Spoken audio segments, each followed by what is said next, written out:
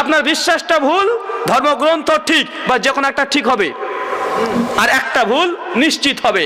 দ্বিতীয় মন্ত্র বলছে নাচাশ্চ কাশ্চিৎ পাতি রাস্তি লোক, যিনি ঈশ্বর হবেন পতি, পতি মানে স্বামী, পতি মানে কি ভাই? স্বামী। যিনি ঈশ্বর হবেন তিনি কখনোই স্বামী গ্রহণ করবে না। আমি তখন ঘুরে প্রশ্ন করছি দাদাকে, রাস্তাতে দাঁড়িয়ে গল্প চলছে অনেকক্ষণ ধরে, আচ্ছা দাদা দেবী দুর্গা তিনি কি বিবাহ করেছিলেন? তার কি স্বামী ছিল? উনি তো বলছে কেন থাকবে না, অবশ্যই ছিল। আচ্ছা কি নাম? বলছে কেন? দেবের মহাদেব শিব। মানে উনি বুঝতে পারেননি।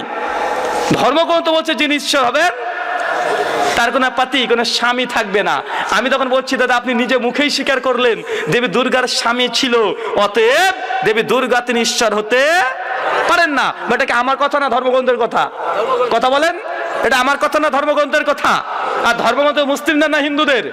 হিন্দু ভাইদের ধর্মগ্রন্থ। যখন এইভাবে দাঁত দিবেন ভাবেন কাজটা ভালো হবে কি হবে না।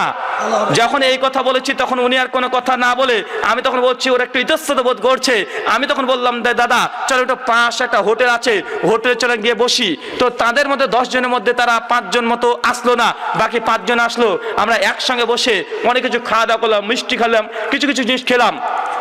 খাবার শেষে যখন বিল, সেই সময় চলে যাচ্ছি কাউন্টারে, গিয়ে পকেট থেকে মানি ব্যাগটা বের করে আচ্ছা দাদা কত হয়েছে? তো 320 না কত একটা যাই হোক বিল হয়েছিল।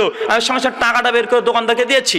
আর দোকানদারকে যখন টাকা দিয়েছি সঙ্গে সঙ্গে হিন্দু দাদাগুলো হাঁ করে তাকিয়ে আছে আমার দিকে। উনি তখন বলছেন যে মৌলভী সাহেব আপনি তো আশ্চর্য মানুষ।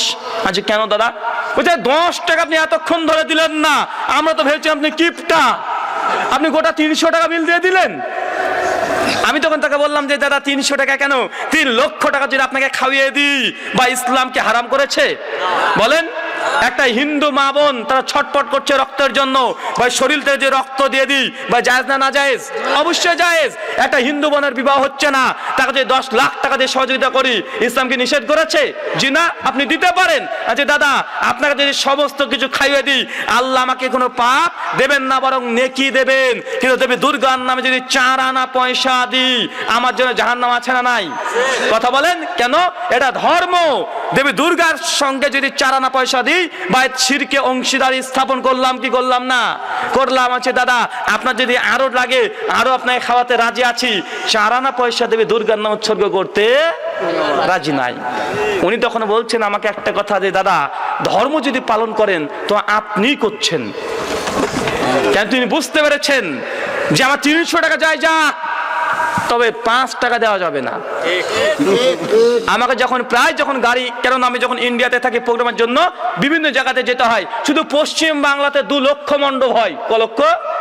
2 লাখ। এখন চিন্তা করেন মাত্র যদি দুর্গাপূজার সময় 1 কিলোমিটার যান, কমে 5 জন হুজুর মানে দাদারা দাঁড়িয়ে থাকে শুধু চাঁদা নেওয়ার জন্য। হিন্দু মুসলিম কিছু দেখে না, তারা চাঁদা নেয়। এখন আমাদেরকে করতে হয় কি? আমি কিছুই করি না। আগে অনেকেই আছে দাড়ি দেখলে ছেড়ে দেয় না, হুজুর ছেড়ে দেয়। তো যারা ছাড়ে না, তোরা যে 5 টাকা চাই, টুক করে দোকান থেকে 50 টাকার মিষ্টি তুলে দিয়ে বলি দাদা আপনারা খান। ওরাও খুশি, ওরা বুঝে কি ব্যাপার, 5 টাকা ছিলাম দিল না, 50 টাকা মিষ্টি খাওয়াই। মানে এটা একটা কৌশল। কেন? কারণ রাস্তায় আমার চলতে হয়, আমাদেরকে রাস্তায় চলতে হয়। তো ভাই এটা একটা দাওয়াতের কৌশল কি কৌশল নয়? অবশ্যই কৌশল। তো আপনি যদি এইভাবে দাঁতটা না দিয়ে যদি এইভাবে দাঁত দিতেন যে দাদা আপনারা কেমন ভগবানের উপাসনা করেন, যে ভগবানের উপাসনা করতে গেলে বেশ্যাবাড়ির মাটি ছাড়া হয় না। বা আপনারা জানেন দেবী দুর্গার যদি পুজো করতে হয় বেশ্যাবাড়ির মাটি লাগে, মাটি ছাড়া, বেশ্যাবাড়ির মাটি ছাড়া দুর্গা পুজো হবে না। দুর্গা পাঁচালী পৃষ্ঠা নম্বর 6 লিখে রেখেছে দুর্গা পুজোর জন্য কি কি লাগে। 6 নম্বর পয়েন্ট যে বেশ্যাবাড়ির মাটি লাগে, নচেত দুর্গা পুজো হবে না। ভাই এটা যদি আরো ভালোভাবে জানতে চান, সিনেমা কারা কারা দেখেন? হিন্দি সিনেমা অনেকে দেখেন কিন্তু হাত তুলবেন না, বুঝেছি। দেবদাস সিনেমা দেখেছেন? শাহরুখ খানের, ঐশ্বরিয়ার। ওই সিনেমা আসলে ওটা সিনেমা নয়, ওটা একটা শরৎচন্দ্র চট্টোপাধ্যায়ের একটা উপন্যাস। নাম কি? দেবদাস। দেবদাস এই উপন্যাসের 218 নম্বর পৃষ্ঠাতে শরৎচন্দ্র চট্টোপাধ্যায় তিনিও লিখেছেন দুর্গা পুজোর জন্য বেশ্যাবাড়ির মাটি লাগে। আমি এই কথা বলেছিলাম, এই কথা নিয়ে আমাদের ভারতে আমার নামে কেস করেছে যে আমাদের এই ভারতের এই বক্তা রুহুল আমিন তিনি আমাদের হিন্দু ধর্ম সম্পর্কে সমালোচনা করেছে। ভাই সমালোচনা আমি করেছি? আমি বলেছি দুর্গা পুজো ছাড়া মানে দুর্গাপূজা করতে হলে বেশ্যাবাড়ি মাটি লাগে, বা এটাকে আমার কথা না, ধর্মগ্রন্থের কথা। যে কোনো হিন্দু ঠাকুরকে জিজ্ঞেস করলে ও বলতে পারবে যে হ্যাঁ, দুর্গাপূজা করলে বেশ্যাবাড়ি মাটি ছাড়া হয় না। আর এটা যদি আমার অপরাধ হয়, তো হিন্দি যে সিনেমা আছে দেবদাস, আগে সিনেমাকে বন্ধ করবেন, কেন ওখানে সিন দেখানো হয়েছে। শরৎচন্দ্র চট্টোপাধ্যায় দেবদাস এখনো সাহিত্য মজুদ আছে, পৃষ্ঠায় এখন লিখে রেখেছে, এখনো দুর্গা পাঁচালী এখন মতো লেখা আছে যে দুর্গা পুজো করতে হলে বেশ্যাবাড়ির মাটিটা প্রয়োজন। তো ভাই আমরা এইভাবে দাঁত দিতে পছন্দ করি না। কেন? কারণ এটা যে হিন্দু ভাইরা দেবী দুর্গাকে সম্মান করে, ভালোবাসে, যদিও কথা সত্য যে পুজো করার জন্য বেশ্যাবাড়ি মাটি লাগে, কিন্তু আমরা বললে সে অন্তরে আঘাত পাবে কি পাবে না? অবশ্যই পাবে। এবং বলা ইসলাম অনুমোদন দেয় না। আমরা কোনগুলো বলবো? তাদেরকে ভালোবেসে সম্মান করে শ্রদ্ধার সাথে তাদের সঙ্গে যেগুলো আমাদের একমত, আমরা সেগুলো বললে বা তার অন্তরে একটা জায়গা দখল হবে কি হবে না? কিন্তু আপনি যদি এইভাবে বলেন যে না, কেমন ভগবান উপাসনা করো, এই না করলে এই হয় না, বা অবশ্যই অন্তরে আঘাত পাবে। এই জন্য তো আল্লাহ কোরআনে বলছে সূরা আনাম 6:8 যে তোমরা তাদের গালি দিও না, তাদের নিন্দা করিও না, যারা আল্লাহ ব্যতীত অন্য কারো উপাসনা করে, কেন তারা ভুলবশত গালি দেবে আল্লাহ সুবহানাহু ওয়া তাআলাকে। তাকে গালি দিতে আল্লাহ নিষেধ করেছে, অন্য দেবদেবীকে গালি দিতে ইসলাম নিষেধ করেছে, তাই তাকে গালি দেওয়া যাবে না। বল তাদের সঙ্গে যদি আমরা একমত, সেগুলোকে পেশ করে বা দাঁত দিতে পারবো কি পারবো না? এটা আমাদের সহজ কি সহজ নয়। তাদের অন্তর, তাদের মন জয় করা যাবে কি যাবে না? অবশ্যই যাবে। মহান সত্য আল্লাহর কাছে এ দোয়া, এ প্রার্থনা, আল্লাহ সুবহানাহু ওয়া তাআলা তুমি আমাদেরকে দাওয়াতি কৌশল শেখা তৌফিক দান করো। সকলে বলি আমিন। জি, প্রশ্ন পড়েন। হ্যাঁ, প্রশ্ন মাইক থাকেন, তাদের প্রশ্ন আগে আমরা অগ্রাধিকার দিই সর্বত্র। মাইক আছে, দাঁড়ান। তা অমুসলিম ভাইরা যদি থাকে তারা আগে প্রশ্ন করবে। আসসালামু আলাইকুম। বিসমিল্লাহ। শুরু করবো। জি।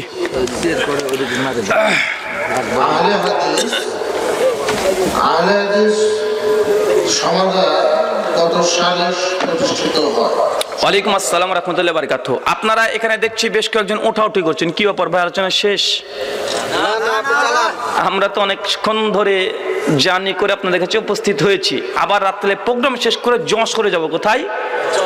যশোর। কাল সকাল 10টার দিকে একটা মুনাজারা আছে। আপনার বাংলাদেশের লুৎফর রহমান ফারাইজি আসে না, ওদের সঙ্গে কালকে একটা মুনাজারা আছে। ইনশাআল্লাহ সকাল 10টা দিকে আমাদেরকে ওখানে পৌঁছাতে হবে যে কোনো মূল্যে। তাই রাত্রে প্রোগ্রাম সেরে আপনার তো বাড়িতে গিয়ে ঘুমাবেন, আমাদের কিন্তু ঘুমানো হবে না। কি করতে হবে? গাড়িতে চাপতে হবে, আবার যেতে হবে যশোরে। যেতে যেতে না হলে সকাল 7-8টা বাজবেই, কারণ এখনই 1টা বেজে গেছে অলরেডি। এমনি যে 2টোর দিকে গাড়ি ছাড়ি, যশোর যেতে 7 ঘন্টা লাগবে কি লাগবে না? 7 ঘন্টা না বেশি লাগবে, কুয়াশা রাস্তায় গাড়ি গড়ানোই যায় না। তো মোটামুটি 8টা-9টা বেজে যাবে কালকে সকাল পৌঁছাতে। গিয়ে আবার কি আছে? মুনাজারা আছে, ওদের সঙ্গে একটা বাহাস বিতর্ক আছে। আমি ওখানে আছি আলহামদুলিল্লাহ। শেখ মুজাফফর বিন মহসিন হাফেজাহুল্লাহ আছে, মুখলেসুর রহমান মাদানী আছে, মুস্তাদিন স্যার আছে, আরো ওদের তরফ থেকে 10 জন আলেম আছে। 10 জন ইনশাআল্লাহ কালকে আলোচনা হবে বিভিন্ন বিষয় নিয়ে। আপনারা ইউটিউবে, সোশ্যাল মিডিয়াতে ইনশাআল্লাহ পেয়ে যাবেন। তো আপনাদের এত ক্লান্তি যদি আসে, তো আমাদের কি আসার দরকার ভাই? স্টেজে এসে ঘুমানোর দরকার, টেবিলে পড়ে নাকি? আপনারা বসে বসে চলে যান, আমরা এখানে ঘুমাই। তো যাই হোক, ভাই প্রশ্ন করেছেন যে আহলে হাদিসের সময় সম্প্রদায়, আহলে সম্প্রদায় কত খ্রিস্টাব্দে প্রতিষ্ঠিত হয়েছে, বা আহলে হাদিস সম্প্রদায় সম্পর্কে আমাদের পূর্ববর্তী বক্তা মইনুল ভাই তিনি আলোচনা করেছেন যে তিনি দলিল দিয়েছেন প্রায় 118 হিজরি পর থেকে। তারপরে কোন সময় ভাই এটা? সাহাবীরা, সর্বশেষ সাহাবী যিনি মৃত্যুবরণ করে আবু তুফাইল রাদিয়াল্লাহু তাআলা আনহু 110 হিজরিতে। কত হিজরি ভাই? 110 হিজরিতে। আমাদের পূর্ববর্তী বক্তা তিনি 110 হিজরির পরে আহলে হাদিসের কথা বলেছে কি বলে নাই? বলেছে। তাহলে বোঝা গেল যে 110 হিজরির পরে আহলে হাদিস ছিল। তিনি যে আলোচনা করেছে, আমি আর একটু গভীরে চলে যাই, আমি সাহাবীদের পর্যন্ত ঢুকে যাই যে সাহাবীদের জামানাতে কি ছিল। যে সাহাবী রাদিয়াল্লাহু তাআলা আনহুম তারাও আহলুল হাদিস ছিল, এটা আমাদের কথা নয়, বরং হানাফি দেওবন্দি যারা আছে তারা পরিষ্কার লিখেছে যে আবু হুরায়রা তিনি আহলে হাদিস ছিলেন। কে ভাই? আবু হুরায়রা, আবু মুসা আশআরী, জাবের বিন সামুরা, হযরত জাবের বিন আব্দুল্লাহ আহলে হাদিস ছিলেন। উনি দাবি করেছেন যে সমস্ত সাহাবীরা আহলে হাদিস ছিল। তো ভাই তাদের দাবি থেকে আমাদের কথা প্রমাণ হয় কি হয় না? হয়। তো ভাই আহলুল হাদিস একটা মানহাজের নাম, যারা কোরআন এবং হাদিস মেনে চলে এরাই আহলে হাদিস। এই জন্য সূরা বানী ইসরাইল সূরা নম্বর 17 আয়াত নম্বর 71 দেখবেন, তাফসীর ইবনে কাসির দেখবেন সূরা বানী ইসরাইলে কত নম্বর ভাই বললাম, 71 নম্বর আয়াতে তাফসীর, ইয়াউমা নাদউ কুল্লা উনাসিন বিইমামিহিম। এই আয়াতে তাফসীর করতে গিয়ে ইমাদউদ্দিন ইবনে কাসির রাহিমাহুল্লাহ তিনি বলছেন যে বাদ সালাফ অসংখ্য আলেম ওলামা তারা এই কথা বলেছে, একবারে শরফি আসহাবিল হাদিস এই আয়াতের মধ্যে আহলে হাদিসের মর্যাদা আছে।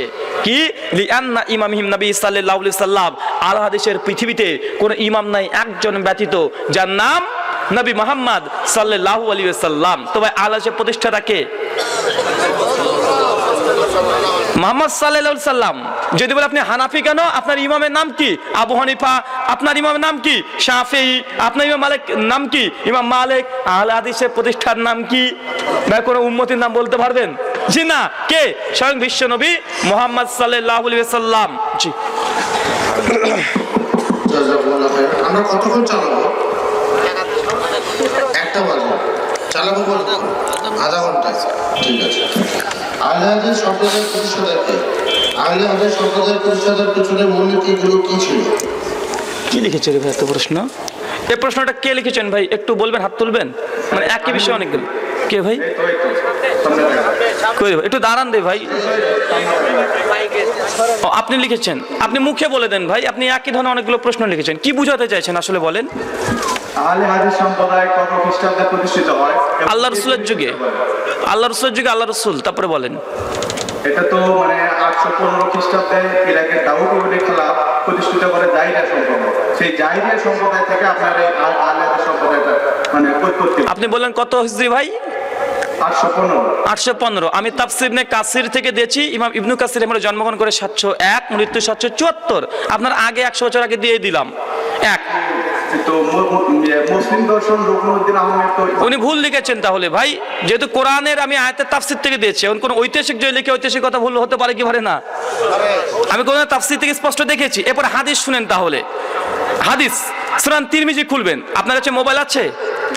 মোবাইল থেকে যদি হাদিস কোনো সফটওয়্যার থাকে তো সুনান তিরমিজি খোলেন। হাদিস নাম্বার 2192 এবং 2229। হাদিসের রাবি মুয়াবিয়া ইবনে কুররাতা তার পিতার সূত্রে বর্ণনা করছেন। তিনি বলছেন আন মুয়াবিয়া ইবনে কুররাতা আন আবি ক্বালা ক্বালা রাসূলুল্লাহ সাল্লাল্লাহু আলাইহি সাল্লাম লা তাযালু তায়ফাতুন মিন উম্মতি মানসুরিন লা ইয়াযুররুহুম মান খাযালাহুম হাত্তা তাকমুস সাআত। ক্বালা মুহাম্মদ বিন ইসমাঈলা ক্বালা আলী ইবনুল মাদিনী হুম আহলুল হাদিস। ভাই কোথায় এটা? সুনান তিরমিজি হাদিস নাম্বার 2192, 2229 দুবার এসেছে। কে বলছে? আলী ইবনুল মাদিনী। ইমাম বুখারীর উস্তাদ বলছে ফেরকায়ে নারজি মুক্তিপ্রাপ্ত দল, দলের নাম কি? আহলুল হাদিস। ইমাম বুখারী উস্তাদ কত হিজরিতে মৃত্যুবরণ করে? 234 হিজরিতে মৃত্যুবরণ করে। জন্ম কত হিজরি? 161 হিজরি। আপনি বলেন 800। আমি সুনান তিরমিজি থেকে দলিল দিলাম। আর কিছু লাগবে? একটা কোরআনের তাফসীর থেকে দিয়েছি, এক হাদিস থেকে দিয়েছি। আর কিছু দরকার আছে ভাই? তাহলে আপনি বলতেছেন যে তিনি মানে সম্পূর্ণ ভুল লিখেছেন এরকম কিছু? ভাই কোরআন হাদিসের নিকটে যেই আসবে সেই ভুল, তাই না? জি। কোরআন এবং হাদিস থেকে যদি আমি দলিল দিই আর একজন মহাপুরুষ যদি কোনো কথা বলে যেটা কোরআন হাদিসের বিরুদ্ধে, বা কোন কথা গ্রহণ করবেন? কোরআন হাদিস না ওই ব্যক্তির কথা? অবশ্যই কোরআন হাদিস। যদি মুসলিম হয় আমরা কোরআন হাদিস। এখন কোনো অমুসলিম সে দাবি না আমরা কোরআন মানবো না, ঐতিহাসিককে মানতে পারে, আপত্তি নেই। যদি এমনটা ঐতিহাসিক কথা যদি সঠিকই নেন তো আপনাকে বলবো আপনি নাগা হামাদির পুঁথি পড়বেন, গ্রিক দার্শনিকদের পুঁথি পড়বেন। তা লিখেছে যীশু খ্রিস্ট মৃত্যুবরণ করেছে, কাশ্মীরে নাকি কবরও আছে। যিশুকে ভাই আমাদের নবী ঈসা আলাইহিস সালাম উনি নাকি মৃত্যুবরণ করেছে, কাশ্মীরে তার কবর এখনো আছে। পণ্ডিত জওহরলাল নেহেরু তার লেখা বই দ্য ডিসকভারি অফ ইন্ডিয়া, মানে ভারতকে আবিষ্কার করলো কিভাবে, ভারতের রহস্য, পৃষ্ঠা নাম্বার 178 লিখেছে যে যীশু খ্রিস্ট তথা খ্রিস্টানদের নবী, মুসলিমদের নবী যীশু খ্রিস্ট, তার কবর নাকি কাশ্মীরে আছে। একটা বিষয় নিয়ে যদি আলোচনা করি ভাই, কয়টা বিষয় শিখবেন? একটা বিষয়। আর 10টা মানুষ যদি 10টা প্রশ্ন করে কয়টা শিখতে পারবেন? 10টা জিনিস শিখবেন। তাই সময় যেহেতু কম, তাই প্রশ্নোত্তরের মাধ্যমে যদি 20টা প্রশ্নের উত্তর দিতে পারি বা 20টা আমরা জিনিস শিখতে পারবো কি পারবো না? আর আলোচনা যদি আমি একটা বিষয় নিয়ে ধরি তো আপনারা একটাই শুনবেন, আর বক্তা যেটা বলছে শ্রোতা সেটা শিখতেই বা শুনতেই বাধ্য থাকছে। তাই আমি চাইছি যে আপনাদের সঙ্গে আমারও একটু কথোপকথন হোক, আপনারাও যেগুলো জানতে চাইছেন আমরা সেগুলো আপনাদেরকে জানানোর চেষ্টা করছি। সংক্ষিপ্ত কয়েকটা কথা ভাই, আপনাদের একটা যে বিষয়ে আজকে সংক্ষিপ্ত আলোচনা করব, যে ইবাদত কবুলের প্রথম একটা শর্ত নিয়ে। ভাই কি বললাম? আজকের আলোচনার প্রথম অংশ ইবাদত কবুলের প্রথম শর্ত। ইবাদত কবুলের 6টা শর্ত আছে। কয়টা ভাই? 6টা। ইবাদত কবুলের প্রথম শর্ত এক, ঈমান। কি বললাম? ঈমান ব্যতীত কোনো মানুষের ইবাদত আল্লাহ কবুল করবেন না। 2, ইবাদত কবুলের 2 নম্বর শর্ত নিয়াত খাস আল্লাহর জন্য হতে হবে। 3, ইবাদত কবুলের শর্ত প্রত্যেকটা ইবাদত যখন আপনি করবেন তখন খাবার মানে যখন ইবাদত করবেন তার পূর্বে আপনাকে হালাল উপার্জন এবং হালাল জিনিস ভক্ষণ করতে হবে। ইবাদত কবুলের 4 নম্বর শর্ত সুন্নাতি তরিকায় হতে হবে। ইবাদত কবুলের 5 নম্বর শর্ত বিদআত মুক্ত অবস্থা হতে হবে। ইবাদত কবুলের 6 নম্বর শর্ত শিরিক মুক্ত অবস্থা হতে হবে। ভাই কটা বললাম? ইবাদত কবুলের ইন টোটাল 6টা শর্ত। এখন 6টা শর্ত নিয়ে যদি ব্যাপক আলোচনা করতে চাই ভাই কমপক্ষে 3 থেকে 4 ঘন্টার জরুরত আছে। আর আমাদের এখন আলোচনা ভাই ইন্টারনেটে ইউটিউবে গিয়ে পাবেন কি পাবেন না? এখনই বাড়িতে চলে যাবেন বিছানাতে, চাদরটাকে মুড়িয়ে দিবেন, তারপরে ইউটিউবে গিয়ে লিখবেন BR স্পেস রাহুল হোসেন ইবাদত কবুলের শর্ত, আলোচনা পাবেন কি পাবেন না? পাবেন। এখানে আপনাকে ধৈর্য ধারণ করতে হবে না। আপনি বাড়িতে বিছানাতে আরামসে আপনি শুনতে পারবেন কি পারবেন না? কানে হেডফোন দিয়ে ঠান্ডাও লাগবে না। আলহামদুলিল্লাহ, আল্লাহ সুবহানাহু ওয়া তাআলা আমাদেরকে এমন একটা সময় জন্ম দিয়েছে, এমন এক সময় আমাদেরকে পৃথিবীতে পেটে পাঠিয়েছে বা বন্ধু দিন শেখা এখন কি খুব কঠিন কাজ? জি না। চিন্তা করে দেখেন, ইমাম বুখারী রাহিমাহুল্লাহ 6 লক্ষ তিনি হাদিসের হাফেজ ছিলেন। তিনি শুধুমাত্র বুখার থেকে কুফাতে 400 বার গিয়েছে। চিন্তা করেছেন? তখন রকেট ছিল, কোনো যানবাহন ছিল, গাড়ি ছিল? জি না। 400 বার ইমাম বুখারী শুধু হাদিস শিক্ষা করার জন্য বারবার তিনি শুধুমাত্র কুফাতে গিয়েছেন। ভাই তাদের যে কষ্টের ফল আজকে ছোট্ট একটা বুখারী মাত্র 600 টাকা দিয়ে আমরা পাচ্ছি কি পাচ্ছি না? কিন্তু এই বুখারী রচনা করতে তার কত সময় কেটেছে, কত পরিশ্রম, কত শ্রম, কত অর্থ যে ব্যয় করেছে আপনি চিন্তা করতে পারবেন না। কিন্তু আজকে আমরা সেই সহিহ বুখারী বাড়িতে আছে, সেটা আমরা খাতমে বুখারী দিচ্ছি, কিন্তু বুখারীর প্রতি আমল নাই। তার কত কষ্টের ফল। ইমাম বুখারী রাহিমাহুল্লাহ শুধু নিজে পায়ে হেঁটে যে কষ্ট করেছে এমনটি নয়, বরং ইমাম বুখারী রাহিমাহুল্লাহ সহিহ বুখারীকে রক্ষা করার জন্য ইমাম বুখারী রাহিমাহুল্লাহ তিনি 100 স্বর্ণ মুদ্রা তিনি হারিয়ে ফেলেছেন। আমরা অনেকে ঘটনা জানি না। ইমাম যাহাবী রাহিমাহুল্লাহ শিয়ারু আনামিন নুবালা অষ্টম খণ্ড 48 পৃষ্ঠাতে একটা ঘটনা রচনা করেছে। ইমাম হাজার আসকালানী রাহিমাহুল্লাহ সহিহ বুখারীর শারাহ ফাতুহুল বারী মুকদ্দমা 58 পৃষ্ঠায় ঘটনা উল্লেখ করেছে। ইমাম বুখারী রাহিমাহুল্লাহ কোনো একদিন একটা সফরে যাচ্ছিলেন, নৌকো সফরে। কিসের ভাই? পানিপথে নৌকা সফর করতে শুরু করেছেন। অনেক লম্বা রাস্তা, চলতে চলতে এমতো অবস্থাতে নৌকাতে একজন ব্যক্তির সঙ্গে ইমাম বুখারীর সম্পর্ক তৈরি হয়। বা আমাদের হয় কি হয় না, বাসে যে লং জার্নি করি বা পাশের ব্যক্তির সঙ্গে সম্পর্ক হয় না, বা আপনার বাড়ি কোথায়, কি ব্যাপার, কি বৃত্তান্ত, আস্তে আস্তে নিজেদের মধ্যে একটা কথোপকথন চলতে থাকে। ইমাম বুখারী রাহিমাহুল্লাহর পাশে একজন ব্যক্তি বসেছিলেন, তো তাদের সঙ্গে দুজনের বেশ ভালো কথোপকথন হতে হতে ইমাম বুখারী রাহিমাহুল্লাহর সঙ্গে সে খুব সুন্দরভাবে সে কথা বলছে। ইমাম বুখারী রাহিমাহুল্লাহ তার সঙ্গে অনেক ঘটনা বলেছে, অনেক গল্প বলেছে, নিজের সম্পর্কে জানিয়েছে, প্রতিবেশীর সম্পর্কে জানিয়েছে, ইসলাম সম্পর্কে জানিয়েছে। এবং পাশাপাশি ইমাম বুখারী রাহিমাহুল্লাহ ঠিক সেই সময়তে ওই ব্যক্তিকে বলেছে, আমার কাছে এই মুহূর্তে 100 খানা স্বর্ণ মুদ্রা আছে। কত? 100 খানা স্বর্ণ মুদ্রা। যখন এই কথা শুনেছে ওই ব্যক্তির অন্তরে তখন একটা ওটা লোভ জেগেছে, লোভ। উনি তখন ভাবছেন এই ব্যক্তির কাছে 100 স্বর্ণ মুদ্রা আছে। এই স্বর্ণ মুদ্রা হাতানোর জন্য সে মনে মনে পরিকল্পনা করতে থাকলো। হঠাৎই তার পরিকল্পনা যখন আটা হয়ে গেছে, ঠিক সেই সময়তে ওই ব্যক্তি ওই নৌকার মধ্যে চিৎকার করতে শুরু করেছে যে আমার কাছে 100 স্বর্ণ মুদ্রা একটা পুটলি ছিল, এটা কে চুরি করে নিয়েছে, কে চুরি করে নিয়েছে, বারবার চিৎকার করতে শুরু করে দেয়। আর নৌকার যে মাঝি আছে, নৌকার মাঝি বলছে তাই নাকি, এরকম যদি ঘটনা হয় তার কথা বিশ্বাস করে নিয়েছে যে তার কাছে 100 স্বর্ণ মুদ্রা ছিল।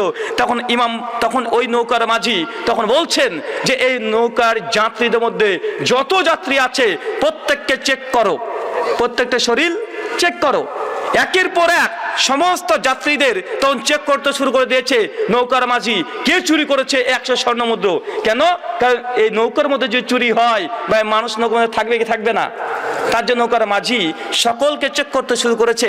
আর ইমাম বুখারী রাহিমাহুল্লাহ তখন চিন্তা করছেন যে এই 100 স্বর্ণ মুদ্রা ও আমার কথা কাছ থেকে শুনে সে এখন এই ফন্দি এঁটে ফেলেছে।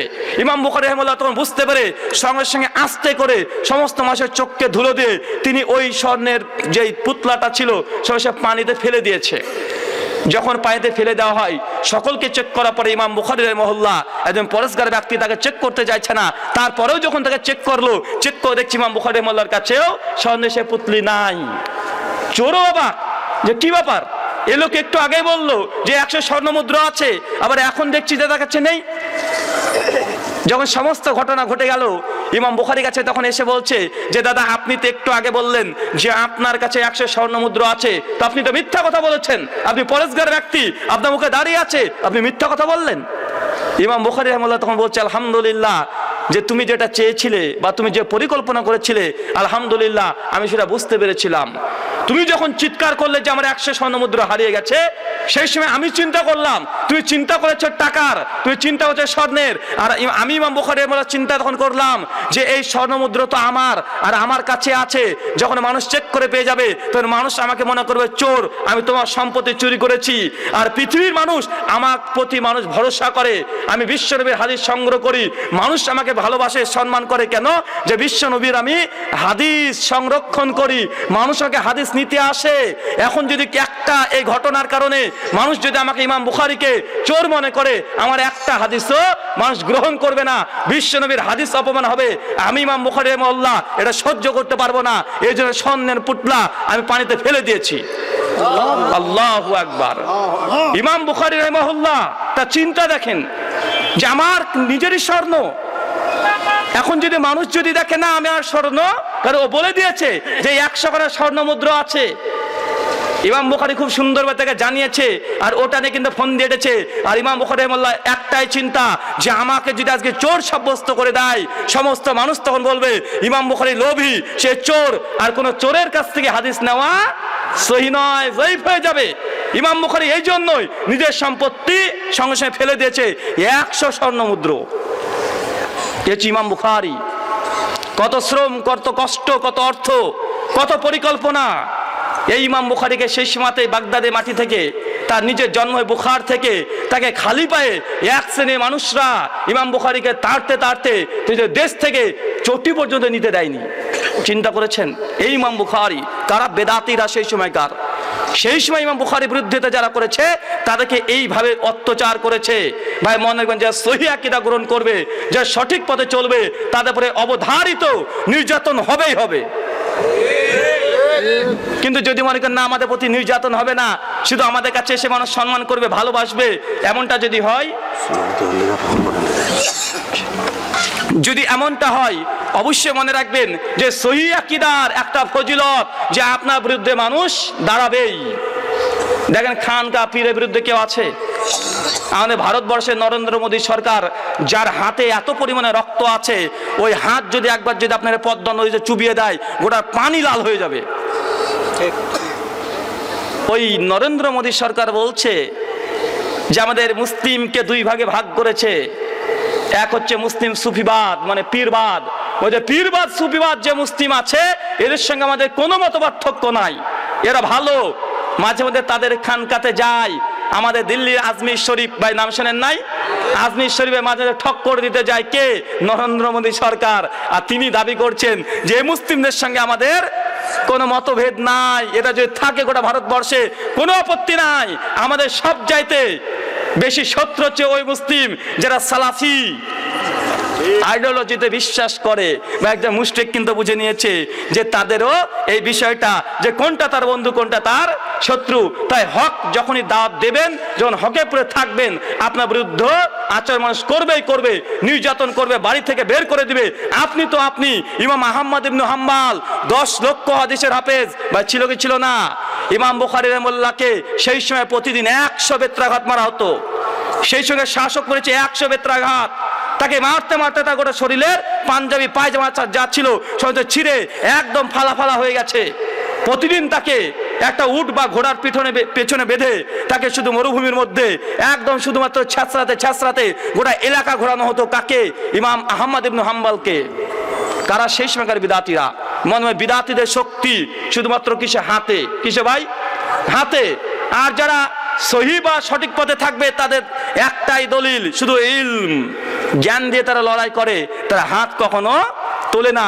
তার জন্য কোরআনেও দেখবেন যখন হাবিল আর কাবিলের ঘটনা পড়েন নাই ভাই, যখন এক ভাইয়ের আল্লাহ কুরবানি কবুল করে নিয়েছে, আর এক ভাইয়ের কবুল করেনি, তখন আর এক ভাই হচ্ছে তোর কবুল করছে আমার করেনি, তখন তাকে হত্যা করে ফেললো।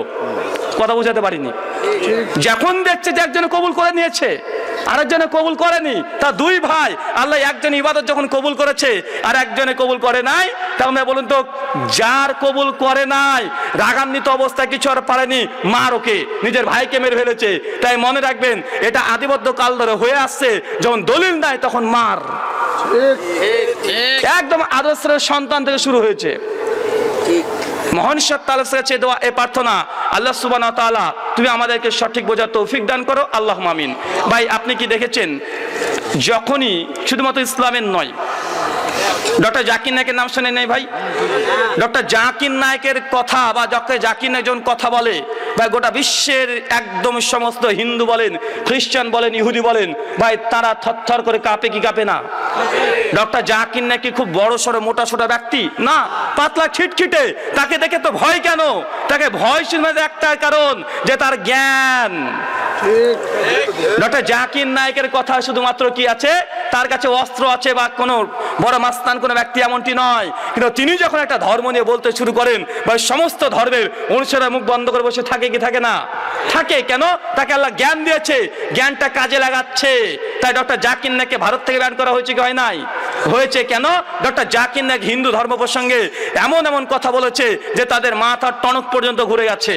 আর তারাও জানে ডক্টর জাকির নায়ক এইভাবে যদি 20 বছর বেঁচে থাকে আর 20 বছর যদি ভারতের মাটিতে কাজ করে, তো ভারতের একটাও হিন্দু আর হিন্দুত্ব পাওয়া যাবে না, সবই মুসলিম হতে শুরু করবে। আর অটোমেটিক সেটা দেখা যাচ্ছিল যে ডক্টর জাকির নায়ক যখন ভারতবর্ষে বক্তৃতা দেয়, একটা বক্তৃতা পরে 10, 20, 50, 100 করে মানুষ কালিমায়ে শাহাদাত পাঠ করছে প্রকাশ্য দিবালোকে। এটা তারা সহ্য করতে পারে নাই। তাই বলবে দেখবেন শুধুমাত্র ইসলামের মধ্যে হক প্রচার নয়, শুধুমাত্র মুসলিমরা তো বিরোধিতা করবেই, বেদাতিরা যেমন বিরোধিতা করবে, বেধর্মীরাও বিরোধিতা করবে কি করবে না? করবেই, নিশ্চিত করবে। তবে মনে রাখবেন দাওয়াতের ক্ষেত্রে দুটো জিনিসকে মনে রাখবেন। কটা জিনিস? দুটো।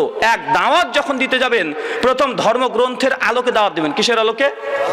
ধর্মগ্রন্থের আলোকে। ধরুন হিন্দুদেরকে দাওয়াত দিবেন, হিন্দুকে যদি এখন বলেন ভাই কোরআন মাজিদে আছে সূরা ইখলাস সূরা নম্বর 112 আয়াত নম্বর 1 থেকে 4, কুল হু আল্লাহু আহাদ, বলো তিনি আল্লাহ এক এবং অদ্বিতীয়। এই কথা যদি তাদেরকে শোনান বা বলুন তো তারা কি সহজে মানতে চাইবে? বলে তোমাদের কোরআন তোমরা মানো, বা বলবে কি বলবে না? যখন কোরআন দিয়ে দাওয়াত দিতে যাই সেই সময় একটু কঠিন হয় কি হয় না? অবশ্যই কঠিন একটু হলে হয়। ঠিক এই জন্য হিন্দু ভাইদেরকে যখন দাওয়াত দিতে যাবেন বলে কোরআন মাজিদ বলছে কুল হু আল্লাহু আহাদ, বলো তিনি আল্লাহ এক এবং অদ্বিতীয়। দাদা দেখুন আপনাদের গীতা শ্রীমদ্ ভাগবত গীতা অধ্যায় 17 অধ্যায় 7 শ্লোক নম্বর 17 একই কথা বলেছে। কি বলছে? একই ভক্তির বিশিষ্যতে, শুধুমাত্র এক ঈশ্বরের উপাসনা করো, একজনেরই বন্দনা করো। দাওয়াতটা দেওয়া সোজা হলো কি হলো না? তাকে কোরআনের দাওয়াত দিলাম, কোরআনের আয়াত দেখিয়ে, আবার বললাম গীতাতেও একই কথা লেখা আছে ভাই। আপনি বলবেন যে আমরা মুসলিমরা আমরা মূর্তি পূজা করি না, ভাই মূর্তি পূজা করি না।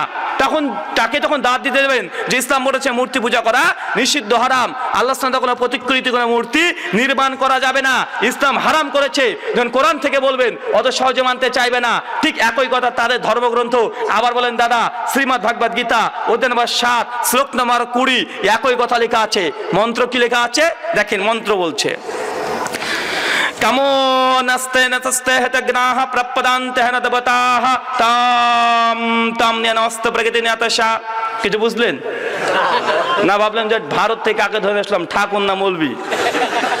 বলছে কামান আস্তে নাস্তে হেতজ্ঞানাহ প্রাপ্যদান্তে হেন দেবতাহ তাম তাম ন্যানাস্তে প্রগতি নেতসা। যারা বিচার বুদ্ধি কেড়ে নিয়েছে, জাগতিক আকাঙ্ক্ষা, এইসব ব্যক্তিরা ঈশ্বরকে বাদ দিয়ে এই জড় পদার্থের মূর্তি নির্মাণ করে তার উপাসনা করে, তার জপ তপ করে। কারা? যারা অজ্ঞ মূর্খ তারা করে, যাদের জ্ঞান নাই, জ্ঞান পাপী, এইসব ব্যক্তিরা মূর্তি পূজা করে। ভাই বলবেন এ কথা আমি বলি নাই, কে বলেছে? আপনাদেরই ধর্মগ্রন্থ। ভাই দাওয়াত দেওয়াটা সহজ হলো কি হলো না? অবশ্যই সহজ হলো। আবার বলেন কতক্ষণ? শ্রীমদ্ ভগবদ গীতা অধ্যায় নম্বর 9 মন্ত্র নম্বর 23 এবং 24 আর একটা মন্ত্র বলছে, ইয়া ওপ্যন্ন দেবতা ভক্তি জানান্তে শ্রদ্ধানিতা তে ওপি মম কুন্তে জানান্ত আবাদে পূর্বকম।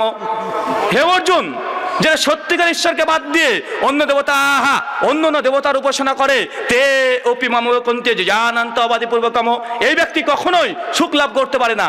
সুখ লাভ মানে মোক্ষ লাভ, মোক্ষ মানে স্বর্গ, স্বর্গ মানে আমাদের জান্নাত। কোন ব্যক্তি? যে ব্যক্তি স্পষ্ট এক ঈশ্বরকে বাদ দিয়ে অন্য দেবতা অনেকগুলো দেবতার উপাসনা করে, সে ব্যক্তি কখনোই স্বর্গে যেতে পারবে না। ভাই কোরআন থেকে বললে অত সহজে গ্রহণ করবে না। কোরআনও দেখান, আবার তার ধর্মগ্রন্থও দেখান। বা বলুন তো, সে যদি নিরপেক্ষ দৃষ্টিভঙ্গির লোক হয়, বা দাওয়াত দেওয়াটা সোজা হলো কি হলো না? অবশ্যই আমাদের জন্য সোজা হয়ে গেল। তাই মনে মনে দাওয়াত দেওয়ার সময়তে কোরআনের দাওয়াত দিবেন, কোরআনকে পেশ করার পরে মুতাবাআত হিসাবে মানে সমর্থনকারী হিসাবে ওটাকে আবার তাদের ধর্মগ্রন্থ থেকে দেখিয়ে দেন। ইনশাআল্লাহ নিরপেক্ষ দৃষ্টিভঙ্গি লোক হলে অবশ্যই সে গ্রহণ করতে বাধ্য। আর ডক্টর জাকির নায়েক এই মানহাজ, এই পদ্ধতি গ্রহণ করার কারণে অনেক হিন্দু ভাই তারা মুসলিম হয়েছে কি হয় নাই? অনেক খ্রিস্টান মুসলিম হয়েছে কি হয় নাই? হয়েছে। আমরা মুসলিমরা শুধুমাত্র কোরআন থেকে দাওয়াত দিই, এই জন্য আমরা অতটা ফল পাই না। অবশ্যই কোরআনের মানহাজ, কোরআন যে বাণী বলেছে সেটাকেই আমরা মূল মানদণ্ড হিসাবে আমরা দাওয়াতি কাজ করব। পাশে যদি তাদের একটা অতিরিক্ত দিই বা আমাদের কোনো আপত্তি আছে? কোনো আপত্তি আছে? জি না, অবশ্যই আমরা দিতে পারি। ছোট্ট একটা ঘটনা বলে বুঝতে পারবেন। আজ থেকে 3-4 বছর আগে আমি আমাদের ভারতবর্ষের পশ্চিম বাংলা, এটা হচ্ছে রাজ্য, আপনাদের যদিও বাংলাদেশ রাজ্যে বিভক্ত না, শুধু জেলা। তো আমাদের একটা রাজ্য, এর মধ্যে কমপক্ষে 20 থেকে 25টা করে জেলা থাকে। কয়টা ভাই? একটা রাজ্যের মধ্যে 20 থেকে 25টা জেলা থাকে। আর একটা থেকে আরেকটা জেলা দূরত্ব কমপক্ষে 200 থেকে 250 কিলোমিটার। আপনাদের তো ছোট ছোট রে ভাই।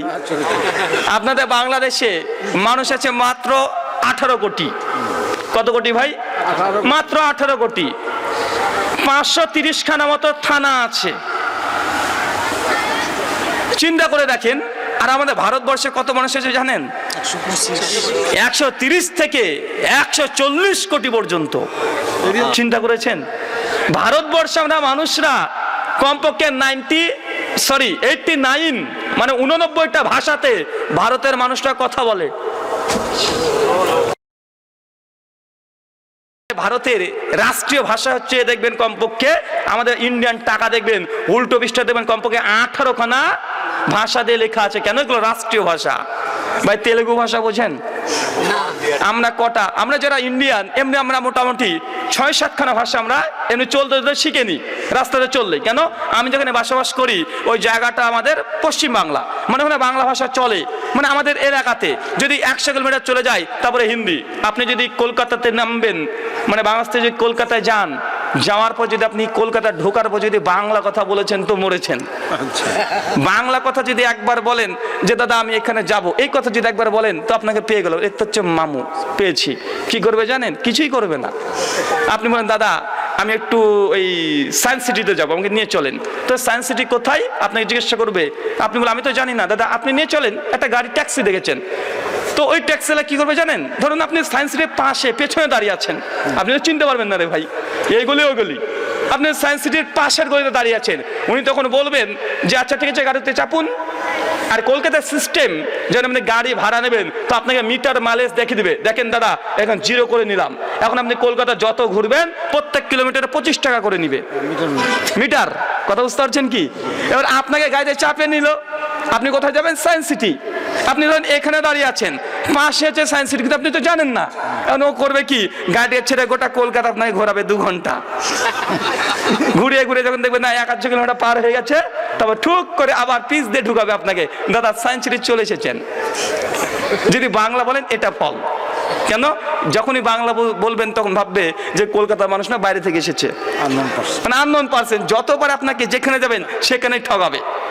তো যাই হোক, তো মানে কিছু কিছু বিষয় আছে যে এগুলো যদি আমরা মানে জানি বা সেখানে ঠকবো না। কথা বোঝেন নাই ভাই? ঠকবেন না। তো অনেক মানুষ আছে যে আপনাদের ইন্ডিয়ার মানুষ খুব ওরা ঠগায়। আচ্ছা, ঠগায় না, বুঝে ঠগায়, আমাদেরকে ঠগাবে না। যারা গিয়ে এখানে ঠগার মতো তাদেরকে কিন্তু ঠকিয়ে দিবে। তো যাই হোক, যে কথা বলছিলাম যে কয়েক বছর আগে আমাদের জেলার নাম হচ্ছে মুর্শিদাবাদ, আর মুর্শিদাবাদের পাশে একটা জেলা আছে নাম হচ্ছে নদিয়া জেলাতে আমি যাচ্ছিলাম একটা প্রোগ্রামের উদ্দেশ্যে। কৃষ্ণনগর ওই যখন বাস স্ট্যান্ড মানে পার করছি, এর মতো পরিস্থিতিতে দেখছি বেশ কিছু হিন্দু যুবক ভাই 8-10 জন আমার গাড়িকে আটকিয়েছে। আমি তখন ভয় পেয়ে গেছি, কি ব্যাপার, আমার গাড়ি আটকায় কেন? 8-10 জন হিন্দু যুবক ভাই আমাদের বয়সেরই। আর আপনারা জানেন যে আমাদের ইন্ডিয়াতে প্রায় জয় শ্রীরাম বলে ধরে দাড়িওয়ালা থেকে মারছে। কিছুদিন আগে তাবরেজ আনসারীকে হত্যা করা হলো, পিটে হত্যা করলো, ট্রেন থেকে ফেলে দেওয়া হলো জয় শ্রীরাম বলে। মুসলিমরা কিছুদিন আগে হাওড়া স্টেশনে সালাত আদায় করছে, নামাজ পড়ছিল, ওরা এক শ্রেণীর মানুষ তা জয় শ্রীরাম বলে চিৎকার মারছিল। এটা সচরাচর হয়ে থাকে। তো আমি তখন ভাবছি যে কি ব্যাপার, আমার গাড়িকে আটকালো কেন, কিছু হবে নাকি? তা আমি তখন দেখছি অনেকজন আছে রাস্তার মধ্যে দাঁড়িয়েছে। আমি তখন ড্রাইভার করলাম, গাড়িটাকে থেমে দাও। গাড়ির সঙ্গে সঙ্গে থামানো হয়েছে। একটু পর আমি তখন গাড়ির কাঁচ 2 ইঞ্চি খুলেছি মাত্র উপর থেকে, দেখি আগে ব্যাপারটা কি। আমি যখন খুলেছি তখন আমাকে বলছে যে মৌলভী সাহেব চাঁদা দেন। হাসতে হাসতে আমি যে, চাঁদা? কিসের চাঁদা? বলছে, দাদা আমাদের এখানে আসলে দুর্গাপুজো হবে, শারদীয় উৎসব, তো তার জন্য চাঁদা কাটতে এসেছি। আমি তখন বলছি আলহামদুলিল্লাহ, অন্তত অন্য কিছু নয়। আমি তখন বুঝতে পারলাম যে চাঁদা যখন কাটতে এসেছে বেটারা, তো এই সুযোগে একটু কালেমার দরটা দিয়েই দিই। আর আমার কাজ হচ্ছে এটা, যখন আমি রেল স্টেশনে থাকে পাশে যে থাকে, যদি হিন্দু থাকে তো হিন্দুকে দাওয়াত দিই, খ্রিস্টান থাকলে খ্রিস্টানকে দাওয়াত দিই। আর এখন তো মোবাইল আছে, মোবাইলে সমস্ত বইগুলো পাওয়া যায়, আর আমার গাড়িতে সবসময় এমনি বইগুলো রাখাও থাকে। তো যাই হোক, আমি তখন মনে মনে ভাবলাম যে বাটা যখন এসেছে অনেকজনই আছে, তো এই সুযোগে কালেমা দাওয়াত দিয়েই দিই। আমি তখন গাড়ির কাঁচটা পুরোকে নামিয়ে দিলাম। নামিয়ে তখন বলছি, দাদা কি বললেন বুঝতে পারলাম না। উনি তখন বলছেন যে মৌলভী সাহেব আসলে আমার দুর্গাপুজো হবে, তো এই জন্য চাঁদা কাটতে এসেছি। তো মৌলভী সাহেব বলেন 5 টাকা কাটবো বলে কলম ধরেছে।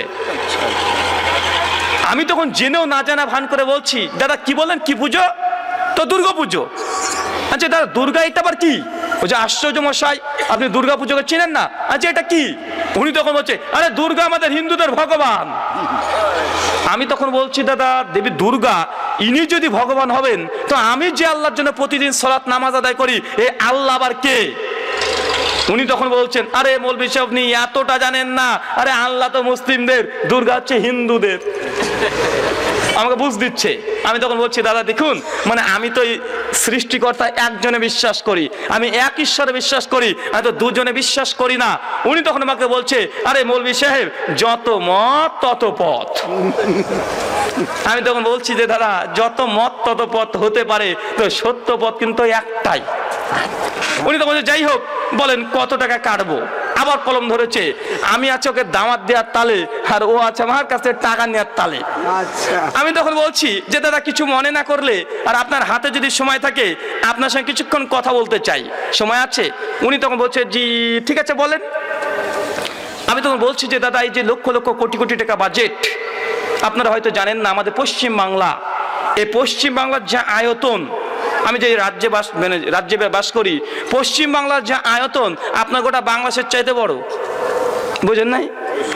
আমাদের পশ্চিম বাংলার যে অংশ, ওটা আপনার বাংলাদেশের চাইতেও বড় বা সম স্পষ্ট হয়ে যাবে। তো যাই হোক, আমি তখন বলছি যে দাদা এই যে দুর্গাপুজোর যে আপনারা উপাসনা করেন, তো সে দেবী দুর্গা কি ভগবান? বলছে অবশ্যই ভগবান। আমি তখন বলছি, দাদা দেবী দুর্গা যদি ভগবান হয়, তো এর পক্ষে প্রমাণ কই যে তিনি ঈশ্বর? উনি তখন আবার আশ্চর্য মশাই বলেন কি, আরে দেবী দুর্গা ভগবান ঈশ্বর, এর প্রমাণ লাগবে নাকি? অবশ্যই লাগবে। তিনি ঈশ্বর হবেন ভাই, তার প্রমাণ লাগবে না? অবশ্যই লাগবে। আমি তখন বলছি প্রমাণ কোথায়? উনি তখন বলছে, প্রমাণ লাগে নাকি? আমরা দীর্ঘদিন ধরে করে আসছি। আমি তখন বলছি, দাদা দেবী দুর্গা যখন ভগবান প্রমাণ করতে পারছেন না বা প্রমাণ নাই, তো ধরুন আমি ভগবান। উনি তখন বলছেন, আপনি ভগবান হতে যাবেন কেন? আচ্ছা আমি যে ভগবান না, তাহলে এটা প্রমাণ করেন। হয় আপনি প্রমাণ করেন এটা দেবী দুর্গা ভগবান, অথবা এটা প্রমাণ করেন আমি ভগবান না। যেখানে একটা প্রমাণ করেন। উনি তখন বলছে আসলে আমাদের ধর্মগ্রন্থে তো লেখা আছে দেবী দুর্গা ভগবান। আচ্ছা তাই নাকি, ধর্মগ্রন্থে লেখা আছে? বলছে হ্যাঁ আছে। আচ্ছা কোন গ্রন্থে? উনি তখন বলছে কেন আমাদের গীতাতেই আছে। আচ্ছা তাই? আমি সঙ্গে সঙ্গে আমার গাড়ির ড্রাইভার যিনি আছেন, আমি বললাম ভাই পেছনে আমার শ্রীমদ্ ভাগবত গীতা আর 4খানা বেদ আছে, আপনি নিয়ে আসেন। আমার গাড়িতে সবসময় রাখাই থাকে, কেন এগুলো নিয়ে যদি ভারতে ঘুরি অনেক ফেসিলিটি আমার আছে। কেন? আগে তো গাড়ির পেছনে বই রাখতাম, এখন গাড়ির সামনে রেখে দিই, কাঁচের সামনে। যখন পুলিশ একটু চেক করে আগে দেখে আরে আমাদের গীতা, তার পাশে এসে দেখে যে বাইবেল, তার পাশে আছে কোরআন, আগেই দেখে। কেন কাঁচের সামনে রাখলে আগে দেখতে পাই। অনেক সময়তে মৌলভী সাহেব ঠিক আছে যান, যখনই গীতা দেখে বাইবেল দেখে কোরআন দেখে একসঙ্গে, তো বুঝতে পারে না যে আসলে আমি কি। তো যাই হোক, আমার পিছনে এমনি গাড়ির পেছনে সবসময় এমনি বইগুলো রাখা থাকে। আমি ড্রাইভারকে বললাম দাদা যান নিয়ে আসেন। উনি সঙ্গে সঙ্গে নিয়ে এসে তখন দাদাকে বলছি, হিন্দু দাদাকে, দাদা এটা কি আপনাদের ধর্মগ্রন্থ? বলছে জি হ্যাঁ এটা আমাদের ধর্মগ্রন্থ। আমি তারপরে বললাম যে দাদা আপনি যে বললেন গীতাতে লেখা আছে দেবী দুর্গা ভগবান, তো দাদা কোথায় লেখা আছে একটু বের করে দেখান। উনি তখন গীতাটাকে এইভাবে হাতে নিয়ে পৃষ্ঠা উল্টাচ্ছে। আমি একটু পর বলছি দাদা পেয়েছেন, আবার পৃষ্ঠা উল্টাই। আবার একটু পর বলছি দাদা পেয়েছেন, গীতাতে লেখা আছে দেবী দুর্গা ভগবান, আপনি বললেন। যখন একবার পর জিজ্ঞেস দাদা পেয়েছেন, উনি তখন বলছেন আরে মৌলভী সাহেব এত মোটা গীতা এত তাড়াতাড়ি পাবো নাকি। আমি তখন বলছি দাদা শ্রীমদ্ ভাগবত গীতায় 18খানা অধ্যায় আছে, 700খানা মন্ত্র আছে। এখন যদি আপনি এই গোটা গীতা যদি পড়তে শুরু করেন তো আমার তো প্রোগ্রাম যাবে, আমার তো সময় নেই। তো দাদা আমার একটা আইডেন্টিটি কার্ড রেখে দেন, এই কার্ড আমার নাম্বার দেওয়া আছে। আপনি যদি কোনোদিন পান যে আপনাদের গীতাতে লেখা আছে দেবী দুর্গা ভগবান, আমাকে ফোন করে জানাবেন। আমি মুসলিম মতবদ্ধ চুক্তিবদ্ধ যে গীতাতে লেখা দেখাতে পারেন দুর্গা ভগবান, 10 টাকা নয় 10 লক্ষ টাকা যদি লাগে আমি রুহুল আমিন দিতে রাজি আছি। উনি তখন সঙ্গে সঙ্গে বুঝতে পারছেন যে ব্যাপারটা কোন দিকে গেল এবার। উনি তখন আমাকে বলছেন মৌলভী সাহেব তার মানে কি আমাদের ধর্মগ্রন্থে দুর্গা ভগবান, গীতাতে এ কথা লেখা নেই? আমি তখন বলছি দাদা আমি তো মুসলিম, আমি যদি বলি আপনি বিশ্বাস করবেন না। তো দাদা আমি আপনাদের গীতা বেশ কয়েকবার পড়েছি, আমি তাতে একবারও পাইনি দুর্গা ভগবান। তো দূরের কথা, গীতাতে দুর্গা শব্দটাই নাই। কথা বোঝেন নাই ভাই? দুর্গা ভগবান তো দূরের কথা, দুর্গা শব্দটা গীতাতে একবারও ব্যবহার করা হয়নি। যেমন একটা হুজুর বলছে পীর ধরা ফরজ, ওকে কোরআনটা তুলে দিয়েছিলাম, বা পীর ধরা ফরজ কোথায় লেখা আছে? উনি বলছেন কোরআনে আছে। উনাকে ফাঁসিয়েছে এইভাবে। উনাকে তখন বলছি দাদা হুজুর তো পীর ধরা ফরজ কোরআনে কোন আয়াতে আছে? ও তখন পৃষ্ঠা উল্টে চলে যায়, ও হিন্দু ওই ব্যক্তির মতো। একটু পর আমি বলছি দাদা পীর ধরা ফরজ কোরআন থেকে দেখাবেন। তো কোরআন যদি পড়েন, বা কোরআন কোন ভাষায়? আরবি। তো ভাই বাংলাতে যদি পীর লিখতে চান কি অক্ষর লাগবে? প। যদি ইংরেজিতে লিখতে চান পি। যদি আরবিতে পীর শব্দ লিখতে চান কি অক্ষর লাগবে? পে বা পা। এবার মাদ্রাসাতে যারা পা দেননি তারা পড়তে শুরু করেন আলিফ বা তা সা জিম হ খ দাল জাল র জ শিন শিন সদ দ ত জ আইন গান ফা কাফ কাফ লাম মিম নুন ওয়া হা হামজা ইয়া। ভাই প বলে কোনো অক্ষর পেয়েছেন? তো ভাই কোরআনে কোনোদিন পীর শব্দ লেখা থাকতে পারে? কোরআনে যেমন পীর শব্দ নাই, ঠিক একভাবে গীতাতে দুর্গা শব্দও নাই। আমি তখন দাদাকে বলেছি দাদা যদি এমনটা দেখাতে পারেন অবশ্যই মেনে নিব। উনি তখন একটু পর বলছেন যে আসলে মৌলভী সাহেব জানেন আসলে আমরাও জানি যে মূর্তি পূজা আমাদের ধর্মগ্রন্থে নিষেধ করা আছে। উনি ঘুরে টুরে বলছেন দাদা আমরাও জানি যে মূর্তি পূজা আসলে আমাদের ধর্মে নাই। আচ্ছা দাদা করেন কেন তাহলে? উনি বলছেন দেখুন এটা বাপ দাদা পুরো পুরুষদের হয়ে আসছে, পরম্পরা ধরে চলে আসছে, এই জন্য আমি করি। আমার তখন মনে পড়ে গেল যে আমাদের এক শ্রেণীর ভাইরা আছে, তাদেরকেও যদি বলি দাদা আপনি মিলাদ কেন করেন, কিয়াম কেন করেন, 40 রুটি কেন খান, বাপ মারা গেলে খানা কেন দেন, কোরআন হাদিসে কোথায় আছে? হুজুরও বলে আমরা জানি কোরআন হাদিসে নাই। কেন করেন? বাপ দাদু পুরো পুরুষ ধরে চলে আসছে, আছে না নাই? আমি তখন বুঝতে পারলাম চাই হিন্দু হোক আর মুসলিম হোক, যখনই দলিল চাইবেন কোনো দলিল নাই, 2টা দলিল, বাপ আর দাদু। দলিল কি ভাই? যখনই বলে মিলাদের দলিল কি? বাপ আর দাদু। মাযহাব মানে দলিল কি? বাপ আর দাদু। শহীদের হালা রুটির দলিল কি? বাপ আর দাদু। হিন্দু গেলে মূর্তি পূজার দলিল কি? বাপ আর দাদু। 40 যে কামান নাই, এটা দলিল কি? বাপ আর দাদু। কৃষ্ণের যে এই নাম জপ করা হচ্ছে, কীর্তন করা হচ্ছে, দলিল কি? বাপ আর দাদু। ওদেরও বাপ দাদা দলিল, আমাদের মুসলিমদেরও বাপ দাদাই দলিল। আমি তখন সেই হিন্দু দাদাকে বললাম যে দাদা, আপনি জানার পরে আপনি এই কাজ করছেন, বলছে এইগুলো বাপ দাদা পুরো পুরুষদের হয়ে আসছে, এই জন্য আমাদেরকে করতে হচ্ছে। আমি তখন বললাম দাদা, আপনার সঙ্গে আমি আর কিছুক্ষণ কথা বলতে চাই। উনি তখন বলছেন যে ঠিক আছে বলছি, আপনি কথা বলেন, তো অন্তত 10 টাকা দেন। আর 5 থেকে আরো হিন্দু দাদা আছে, ওরা বলছে মূল বিষয় তো কিপটা কেন, ওরা বলছে এটা কিপটা কেন, তাই বলছে। আমি তো এই কথা শুনতে পাচ্ছি। আর যেহেতু বয়স আমাদের মতোই, চেলকি বয়স, উল্টা পাল্টা কথা বলবে ধরেন স্বাভাবিকভাবে। ওরা ভাবছে একটা মৌলবি পেয়েছি, আজকে একটা মুরগি বানাবো, আর আমি ভাবছি যে তোদের কাছে দাঁত দিয়েই ছাড়বো। তো যাই হোক, অতঃপর আমি তখন বলছি দাদা আরো কিছু কথা আছে। উনি বলছে ঠিক আছে, তো আপনি আগে কিছুটা দিয়েই দেন। আচ্ছা দিচ্ছি, আপনি সমস্যা নেন না। তারপর আমি বললাম যে দাদা, যে দেবী দুর্গা ভগবান, এ কথা তো গীতাতে স্পষ্ট নাই। আমি বলছি তাকে পাল্টা প্রশ্ন, দাদা এই দুর্গা পুজো যখন হয় সে সময় একটা মন্ত্র পাঠ করা হয়, এই মন্ত্রকে আপনার জানা আছে? বলছে না মূল বিষয়টা আমার জানা নাই। আচ্ছা এই মন্ত্র যদি পাঠ করা হয় আপনি কি বুঝতে পারবেন? বলছে হ্যাঁ তা বুঝতে পারবো। আমাদের মধ্যে আছে না অনেকে সূরা ফাতিহা জানে না, কিন্তু ইমাম সাহেব যখন সূরা ফাতিহা পড়ে তখন বুঝতে পারে যে আলহামদুলিল্লাহ সূরা পড়ছে। ঠিক এই সময়তেই আমি তখন বলছি যে দাদা তাহলে একটা জিনিস দেখা যাক, যে দেবী দুর্গা ভগবান প্রসঙ্গে আপনি যেটা বলেছেন, দেবী দুর্গা দর্শন মন্ত্র কি জানেন? আপনার অনেকেই শুনেছেন, হয় টিভিতে শুনতে পারেন অথবা বিভিন্ন মণ্ডপ থেকে আওয়াজ আসতে পারে, মন্ত্র বলছে, দেখেন কি, ইয়া দেবী সর্বভূতেষু মাতৃরূপেষু সংস্থিতাঃ নমস্তাস্যৈ নমস্তাস্যৈ নমস্তাস্যৈ নমো নমঃ। ইয়া দেবী সর্বভূতেষু লক্ষ্মীরূপেষু সংস্থিতাঃ নমস্তাস্যৈ নমস্তাস্যৈ নমস্তাস্যৈ নমো নমঃ। শুনেছেন এই মন্ত্র? কি মন্দির চালাতে পারবো? মন্দির যে দায়িত্ব দেয় মন্দির চলবে না ভাই?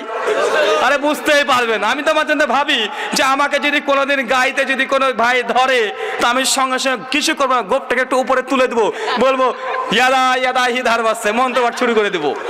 ও বেটা কনফিউজ হয়ে যাবে, কি রে বাবা কি দেখছি এটা, কারণ হিন্দু ঠাকুরের তো দাঁড়িয়ে থাকে না, তো শুধু মুজটাকে একটু পাকিয়ে দিতে হবে, দিয়ে তো মন্ত্রপাঠ শুরু করতে হবে।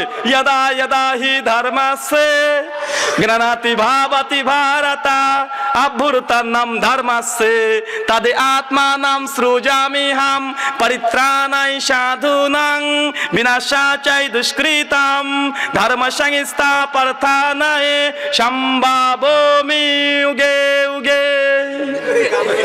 ভাই ওর বাপের ক্ষমতা আছে যে আমাকে ভুল ধরবে?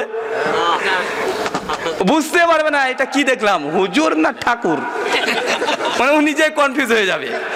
তো যাই হোক, মন্ত্র বলছে ইয়া দেবী।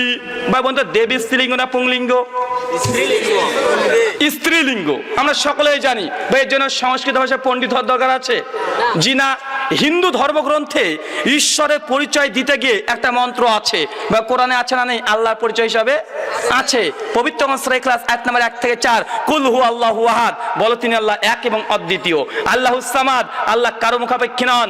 লাম ইয়ালিদ ওয়া লাম ইউলাদ, তিনি কাউকে জন্ম দেন নাই, কারো কাছে জন্ম নেন নাই। ওয়া লাম ইয়াকুল লাহু কুফুয়ান আহাদ, তার সমতুল্য তার সাদৃশ্য কোনো কিছুই নাই। এটা আল্লাহর কি? সে আল্লাহের সংজ্ঞা, আল্লাহকে চিনবেন কিভাবে? এটা আল্লাহর একটা সংজ্ঞা। ঠিক একইভাবে হিন্দু ধর্মগ্রন্থেও ঈশ্বরটা সংজ্ঞা দেওয়া হয়েছে। কোথায়? শ্বেতা সূত্র উপনিষদ অধ্যায় নম্বর 6 মন্ত্র নম্বর 9 পরিষ্কারভাবে মন্ত্র বলছে, দেখেন, নচশ্চ কশ্চিৎ পতিরাস্তি লোকো নচে সীতালিঙ্গমা শকরণম করণপাদীপো নচশ্চ কশ্চিৎ জনিত ন জদিপা নচশ্চ কশ্চিৎ পতিরাস্তি লোকো নচলিঙ্গমা। নচলিঙ্গমা মানে যিনি ঈশ্বর হবেন, নচলিঙ্গমা, তার কোনো লিঙ্গ থাকবে না, না সে নারী হবে না সে পুরুষ হবে। ইয়া দেবী। ভাই দুর্গা স্ত্রীলিঙ্গ না পুংলিঙ্গ? স্ত্রীলিঙ্গ। ধর্মগ্রন্থ বলছে যিনি ঈশ্বর হবেন সে না নারী হবে না পুরুষ হবে। আমি তো বলছি দাদাকে বলছি, দাদা ধর্মগ্রন্থ নিত্য বলতে কি বোঝাচ্ছেন ভাই? নিত্য বলতে কি কোরআন শরীফ মানে বলেন যে আপনি মানে সৃষ্টির পূর্ব থেকে কি সৃষ্টি ছিল? নাকি সৃষ্টির পরে আল্লাহ তাআলা এই কোরআন? ওয়ালাইকুম আসসালাম রাহমাতুল্লাহি ওয়া বারাকাতুহু। আল্লাহ সুবহানাহু সূরা ওয়াকিয়া আয়াত নাম্বার 78, সূরা বুরুজ আয়াত নাম্বার 28, আল্লাহ সুবহানাহু ওয়া তাআলা বলছেন কোরআন প্রসঙ্গে যে এই কোরআন মহামনিত কোরআন এটা লাহফুল মাহফুজে এটা সংরক্ষিত আছে, আর ওখান থেকে পরবর্তী সময়ে জিবরাইল আলাইহিস সালামকে দিয়ে পৃথিবীতে পাঠানো হয়েছে। সুনান তিরমিজি হাদিস নাম্বার 3095 আল্লাহ সুবহানাহু ওয়া তাআলা বলেছেন, আল্লাহ রাসূল বলেছেন যে প্রথমে সর্বপ্রথম যেটা তৈরি করা হয় কলম। কি ভাই? কলম। তারপরে কলমকে বলে তুমি সমস্ত কিছু লেখো। তার বোঝালে পৃথিবীর সর্বপ্রথম সৃষ্টি আল্লাহ ব্যতীত প্রথম কি? কলম। তারপরেই সমস্ত কিছু সৃষ্টি হয়েছে। তবে কোরআন এটা কোনো সৃষ্টি নয়। কোরআন এটা সৃষ্টি নয়, এটা আল্লাহর সিফাত। এটা কি ভাই? এটা সৃষ্টি নয়, এটা মাখলুক নয়। কোরআন কি? কোরআন আল্লাহর সিফাত। তাই সালাফদের সকলের ঐক্যমত যে কোরআন এটা মাখলুক নয়, এটা আল্লাহর কল। আল্লাহর কথা কোনো মাখলুক হতে পারে নাকি? আল্লাহর কথা। ওই কোরআন কার কথা? কালামুল্লাহ, আল্লাহর কথা। আল্লাহর কথা সৃষ্টি নাকি? সৃষ্টি নয়। জি। সিফাত শব্দের অর্থ কি? বৈশিষ্ট্য, আল্লাহর গুণ, শারফ। ইসলামের দর্শনের কি কোনো প্রয়োজন আছে? একজনের প্রশ্ন এত দিলে হবে না ভাই, এর প্রশ্ন পড়বেন, আগে অন্য একটা প্রশ্ন পড়েন, আবার পড়েন, যদি না থাকে একটা পর একটা, কারণ এই অনেকের প্রশ্ন। প্রশ্নটা শেষ, এই প্রশ্নের উত্তরটা একটু করে দেবেন প্লিজ। বলেন। ইসলামের দর্শনের কি কোনো প্রয়োজন আছে? ইসলামী দর্শন, ইসলামের দর্শনের কোনো প্রয়োজন আছে? ইসলামের দর্শন ভাই, দর্শন মানে যুক্তিবিদ্যা। ইসলাম যুক্তিকে অস্বীকার করে না। পবিত্র কোরআনে আল্লাহ অসংখ্য যুক্তি ব্যবহার করেছে। উদাহরণ দিয়েছে কি দেয় নাই? যুক্তি দিয়েছে কি দেয় নাই? আল্লাহ অসংখ্য যুক্তি দিয়েছে। সূরা আনকাবুত পড়বেন, আল্লাহ বলেছে যে তারা যে ঘরটা নির্মাণ করে মাকড়সা জালের নেয়। আল্লাহ অনেক উদাহরণ, অনেক যুক্তি দিয়েছে। ইসলাম যুক্তির বিরুদ্ধে নয়, তবে মনে রাখবেন যুক্তি এটা সত্যের মানদণ্ড হতে পারে না। আর ছোট্ট কথা বলি বুঝতে পারবেন, হাসবেন না, হাসি আসতে পারে। একজন শিক্ষক তার ছাত্রকে বলছে, এ বলতো কাঁঠাল কোন লিঙ্গ? কাঁঠাল কোন লিঙ্গ? তো একজন ছাত্র যে কাঁঠাল কোন লিঙ্গ, বা বন্ধু কাঁঠাল কোন লিঙ্গ আপনারা বলে? উভয়লিঙ্গ বলেন। কে বলছে কাঁঠাল মানে স্ত্রীলিঙ্গ? তুমি স্ত্রীলিঙ্গ কেন হবে? কে পুংলিঙ্গ, কে উভয়লিঙ্গ? তো শিক্ষক বলছে আরে কাঁঠাল আসলে পুরুষ লিঙ্গ। কি লিঙ্গ ভাই? পুরুষ লিঙ্গ। কেন? বিচি আছে এই জন্য। বোঝেন নাই ভাই? তো ভাই যুক্তি যদি দিতে যাই ভাই, এটা যুক্তি লাগে, এটা বলা যায় কি যায় না? বলা যায়, তবে যুক্তি কি সঠিক না? অসংখ্য যুক্তি আছে যেটা ভুল। তাই দর্শন বা যুক্তি এটা সম্পূর্ণ সত্যের মানদণ্ড হতে পারে না। হ্যাঁ, যুক্তির মাধ্যমে কি সত্যের কাছাকাছি যাওয়া যায়, যুক্তির মাধ্যমে মানুষকে সত্যের কাছাকাছি নিয়ে যাওয়া যায়, তবে যুক্তি এটা সত্যের মানদণ্ড হতে পারে না। অসংখ্য যুক্তি আছে। ধরুন আপনাকে একটা কথা বললাম, একটা বিল্ডিং তৈরি করতে 3 জন মানুষের, ধরুন একটা প্রাচীর তৈরি করতে 3 জন মানুষের 5 দিন সময় লাগে। কি বললাম ভাই? একটা প্রাচীর তৈরি করতে 3 জন মানুষের 5 দিন সময় লাগে। এখন এই প্রাচীরটাই যদি 3000 মানুষ দিয়ে, শ্রমিক দিয়ে তৈরি করায় তো কতদিন সময় লাগবে? এখন হিসাব যদি করতে চান, হিসাব করে দেখাচ্ছে মাত্র 1 মিনিট 15 সেকেন্ড। তবে বন্ধু যুক্তির আলোকে 1 মিনিট 15 সেকেন্ডে একটা লম্বা প্রাচীর তৈরি করা সম্ভব? কথা বলেন। কিন্তু ম্যাথামেটিক্সের অঙ্কতে সম্ভব কি সম্ভব নয়? অঙ্কে সম্ভব, কিন্তু বাস্তবে নয়। কথা বুঝাতে পারিনি তো? অসংখ্য উদাহরণ আছে। তো ভাই মনে রাখবেন, যুক্তি বা দর্শন ইসলাম এটাকে নাকচ করে না, বরং যুক্তির মাধ্যমে সত্যের কাছাকাছি যাওয়া যায়, তবে যুক্তিটাই শেষ নয়। আসলে বিষয়টি স্পষ্ট হয়েছে। আসসালামু আলাইকুম। আসসালাম। একটু যে মহিলাদের কাছ থেকে প্রশ্ন আসছে, হাদিয়া নেওয়া জায়েজ কি? ওয়ালাইকুম আসসালাম ওয়া রাহমাতুল্লাহি ওয়া বারাকাতুহু। জি, যে কোনো হাদিয়া নিতে পারেন। বিশ্বনবী মুহাম্মদ সাল্লাল্লাহু আলাইহি ওয়াসাল্লাম তিনি হাদিয়া নিতেন, এবং অমুসলিমরা যদি হাদিয়া দিতেন তাও নিতেন। বিশ্বনবীর একটা রীতি ছিল যে অমুসলিম যে দাওয়াত করতেন তাদের দাওয়াতও খেতে যেতেন। যদি হালাল হয় অবশ্যই আপনি নিতে পারবেন। একটা বিশেষ ঘোষণা, আমার 4খানা বই বাংলাদেশে এমতো অবস্থাতে 6খানা বই, 4খানা আপাতত এখানে আছে, আপনার নিয়ে যেতে পারেন, গাড়িতে আছে। 4খানা বইয়ের দাম 200 টাকা। স্টেজের বাম পাশে। আচ্ছা, স্টেজের বাম পাশে আছে। একদম একদম শেষে। জি। মহিলাদের পক্ষ থেকে আরেকটা প্রশ্ন হচ্ছে, বাড়িতে মহিলা তালিম করা জায়েজ? ওয়ালাইকুম আসসালাম রহমতুল্লাহ বরকাতু। বোনেরা প্রশ্ন করেছেন যে কোনো নারীরা কোনো মহিলারা বাড়িতে কি তালিম করতে পারবে? জীবন আপনারা বাড়িতে তালিম করতে পারবেন। সহিহ বুখারী হাদিস নম্বর 101-2-3, আম্মা জান আয়েশা রাদিয়াল্লাহু তাআলা আনহা তিনি বাড়িতে নারীদেরকে শিক্ষা দিত। শুধু নারীদেরকে নয়, এবং পর্দার অন্তরাল থেকে অনেক পুরুষরাও আম্মা জান আয়েশা রাদিয়াল্লাহু তাআলা আনহার কাছে এসে প্রশ্ন মাসলা মাসাইল জিজ্ঞাসা করতো। তাই নারী দাওয়াতি কাজ যদি করতে চায় সে বাড়ির মধ্যে থেকেই করবে। খুব বেশি হলে সর্বোচ্চ তার গ্রামটাতে তিনি বিভিন্ন বাড়িতে গিয়ে, গ্রামের বাড়িতে গিয়ে সে শুধুমাত্র এই আলোচনাগুলো করতে পারে, তবে এই গ্রাম থেকে ওই গ্রাম নয়। কথা বুঝতে পারিনি। এক গ্রাম থেকে আর এক গ্রামে চলে যাবেন, এটা জায়েজ নয়। তবে আপনার বাড়িতে কোনো মেয়ে যদি আসে, বোন এটা নামাজটা কিভাবে পড়তে হয়, বোন আমাকে একটা আত্মীয়তা শিখিয়ে দাও, বোন এই মাসে কটা সিয়াম আছে, বা আপনি সাপ্তাহিক একটা দার্সের ব্যবস্থা করলেন যে প্রতিদিন মাগরিবের পরে, জুম্মার দিনে মাগরিবের পরে আপনি 1 ঘন্টা আলোচনা করবেন, পারবেন, এটা আপনার বাড়িতে। তবে পুরুষ যেন না থাকে, কোনো পুরুষ না থাকে। 2 নম্বর, এখন একজন মেয়ে এই গ্রাম থেকে আর এক গ্রামে কি যেতে পারে? প্রথম কথা যে শর্ত সাপেক্ষে যেতে পারে। কি বললাম? শর্ত সাপেক্ষে। কেমন শর্ত? সহিহ বুখারী হাদিস নাম্বার 1088, বিশ্বনবী বলেছেন যে কোনো নারী যদি বাড়ি থেকে বের হয় তাহলে সেই মহিলার সঙ্গে একটা মাহরম লাগবে। কি লাগবে ভাই? একটা মাহরম লাগবে। যদি তার স্বামী যদি বা তার বাবা যদি সে মেয়েকে নিয়ে চলে যায় ওই গ্রামে, এটা একটা শর্ত যদি পৌঁছে দেয়। 2 নম্বর শর্ত, যেখানে গিয়ে আলোচনা করবে, তালিম করবে, ওই জায়গাতে কোনো পুরুষ থাকতে পাবে না। 2, কোনো মাইক্রোফোনের মাধ্যমে বাইরের শব্দ যাবে এমন হতে হবে না, বরং সীমাবদ্ধ থাকবে অতটাই। কথা বোঝাতে পারিনি। এই দুটো শর্ত সাপেক্ষে যদি কেউ বাইরে গিয়েও তালিম করতে চায় তবে করতে পারে, তবে মাহরম সঙ্গে যাবে, সঙ্গে থেকে নিয়ে আসবে আবার ঘুরে।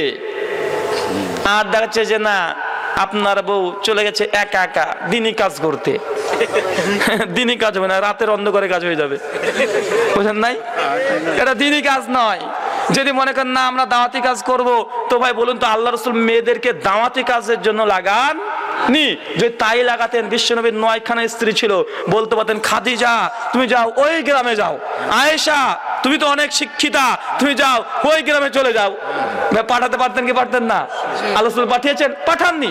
মানে এই দায়িত্ব এটা নারীর নয়, তবে তারা চাইলে এই শর্ত সাপেক্ষে করতে পারে। জি শাইখ, আমাদের আজমুল্লাহ ফরাজের এক ভাই একটা হাদিস বলছিল যে মুয়াত্তা মালিকে বিদায় হলে ভাষণে রাসূল সাল্লাল্লাহু আলাইহি ওয়াসাল্লাম বলছিলেন যে তোমাদের মাঝে দুটি বস্তু রেখে যাচ্ছে, কিতাবুল্লাহ আর সুন্নাতে রাসূল।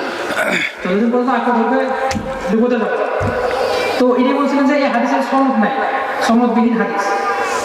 কে বলেছে ভাই? সহিহ হাদিসে আছে যে তোমরা আহলে বাইত কেন। তো এখন দেখা যাচ্ছে যে আহলে সুন্নাত জামাতে। বুঝতে পেরেছি ভাই। ওয়ালাইকুম আসসালাম রহমতুল্লাহ বারকাতুহু। ভাই প্রশ্ন করেছেন মুয়াত্তা মালিক 1664 নম্বর হাদিস, যেটা মুরসাল সনদে মুয়াত্তা মালিকেতে এসেছে। সনদ নেই, কে বলেছে? মুরসাল সনদ আছে এখানে। মুরসাল মানে সনদ বিচ্ছিন্ন, একজন রাবী কম আছে। যে মাশহুর একটা হাদিস যেটা মিশকাতে এসেছে, হাদিস নাম্বার 186। আর আল্লামা নাসিরউদ্দিন আলবানীর আল হাদিসুল হুজ্জাতুল ফি নাফস হাদিস নাম্বার 6 এসেছে।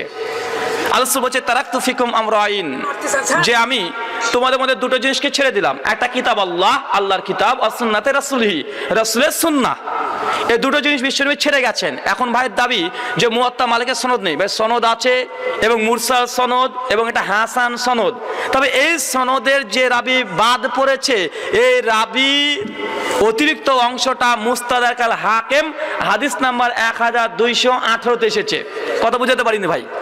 মুয়াত্তা মালিকের হাদিসের সনদ বিচ্ছিন্ন মানে মুরসাল, কিন্তু এই হাদিস শুধু মুয়াত্তা মালিকে একা আছে এমনটি নয়, সহিহ সনদ যেটা আছে মুস্তাদরাক আল হাকিমে। এই জন্য আল্লামা নাসিরউদ্দিন আলবানী রাহিমাহুল্লাহর মিশকাত আল মাসাবি পড়বেন। মিশকাত আল মাসাবির 186 নম্বর হাদিসের ব্যাখ্যাতে দেখবেন আল্লামা নাসিরউদ্দিন আলবানী মুয়াত্তার হাদিসকে মুরসাল বলার পরে আবার মুস্তাদরাক আল হাকিমের হাদিসটাকে নিয়ে এসে তিনি হাসান সহিহ বলেছেন। কথা বুঝতে পারছেন? জি। আর সহিহ মুসলিমে আহলে বায়াতকে ধরার কথা বলেছে, এই হাদিসের সহিহ। এতে কি বোঝানো হচ্ছে? আহলে সুন্নাত জামাতের উলামাগণ আহলে বাইত সম্পর্কে তেমন কিছু বলেন, শুধু কোরআন এবং সুন্নাহ বলে, কিন্তু আহলে বাইতকে হাইলাইট করে। আহলে বায়াতকে হাইলাইট করে না কে বললো ভাই? আমাদের আহলে বায়াত, আহলে বায়াত হচ্ছে নবীদের পরিবার। আহলে বায়াত কে ভাই? নবীদের পরিবার। নবীর পরিবারের মধ্যে হযরত আলী রাদিয়াল্লাহু তাআলা আনহু আছে না নাই? আছে। আমরা যখনই কোনো ইখতিলাফ হয় আমরা হাদিস পেশ করি, সুনান তিরমিজি 2676 নম্বর হাদিস, যা রাসূল বলেছেন যখন আমার মৃত্যুর পর ইখতিলাফ দেখা যাবে ফালাইকুম বিসুন্নতি ওয়া সুন্নাতে খুলাফায়ে রাশিদিন ওয়া মাহদিন, তোমরা খলিফাদের সুন্নাত আঁকড়ে ধরো। আমরা আলী রাদিয়াল্লাহু তাআলা আনহুর ফজিলত বর্ণনা করি, ফাতেমার ফজিলত বর্ণনা করি এবং আহলে বাইতের ফজিলত বর্ণনা করি। তবে আমাদের মধ্যে আহলে তাশাইয়্যু শিয়াপন্থী যারা আছে তারা শুধুমাত্র আলী রাদিয়াল্লাহু তাআলা আনহু একেই পছন্দ করে ভালোবাসে, বাকি সবাইকে কাফের ফতোয়া দেয়। কথা বুঝাতে পারিনি? আমরা যেমন আবু বকরের যেমন কথা বলি, যেমন ওমরের কথা বলি, ওসমানের কথা বলি, আলীর কথা বলি, বিশ্বনবীকে জিজ্ঞাসা করছে আল্লাহ রাসূল আপনি সবচেয়ে কাকে বেশি ভালোবাসেন? আল্লাহ বলছেন আয়েশাকে, তারপর তার বাপকে। আল্লাহ কাকে বেশি ভালোবাসেন? আয়েশাকে, তারপর তার বাপকে। শিয়ার আবার বলে আবু বকর আয়েশা ফিন্নার, তা দুজনেই জাহান্নামী। কথা বুঝেন নাই ভাই? তাই আমরা যখন সমস্ত সাহাবা রাদিয়াল্লাহু তাআলা আনহুকে বলার পরে বা রাদিয়াল্লাহু তাআলা আনহু বলি কি বলি না, যে আল্লাহ তারপরে খুশি হও তারপরে রাজি হও, আমরা আহলে বাইতকে অবশ্যই সম্মান করি, ভালোবাসি, কিন্তু এখানে গুলু যেন না হয়, বাড়াবাড়ি যেন না হয়। কেন শিয়ারা আলী রাদিয়াল্লাহু তাআলা আনহুকে তার নামের পরে আলাইহিস সালামও বলে, ভাই বলে কি বলে না? আছে, হ্যাঁ, এই আলাইহিস সালাম এটা বলাও যাবে। কেন? সহিহ বুখারী মুসলিমের একাধিক সনদে আছে সাহাবীদের নামের পরে আলাইহিস সালাম আল্লাহ তাআলা শান্তি বর্ষণ হোক এটা বলা যাবে।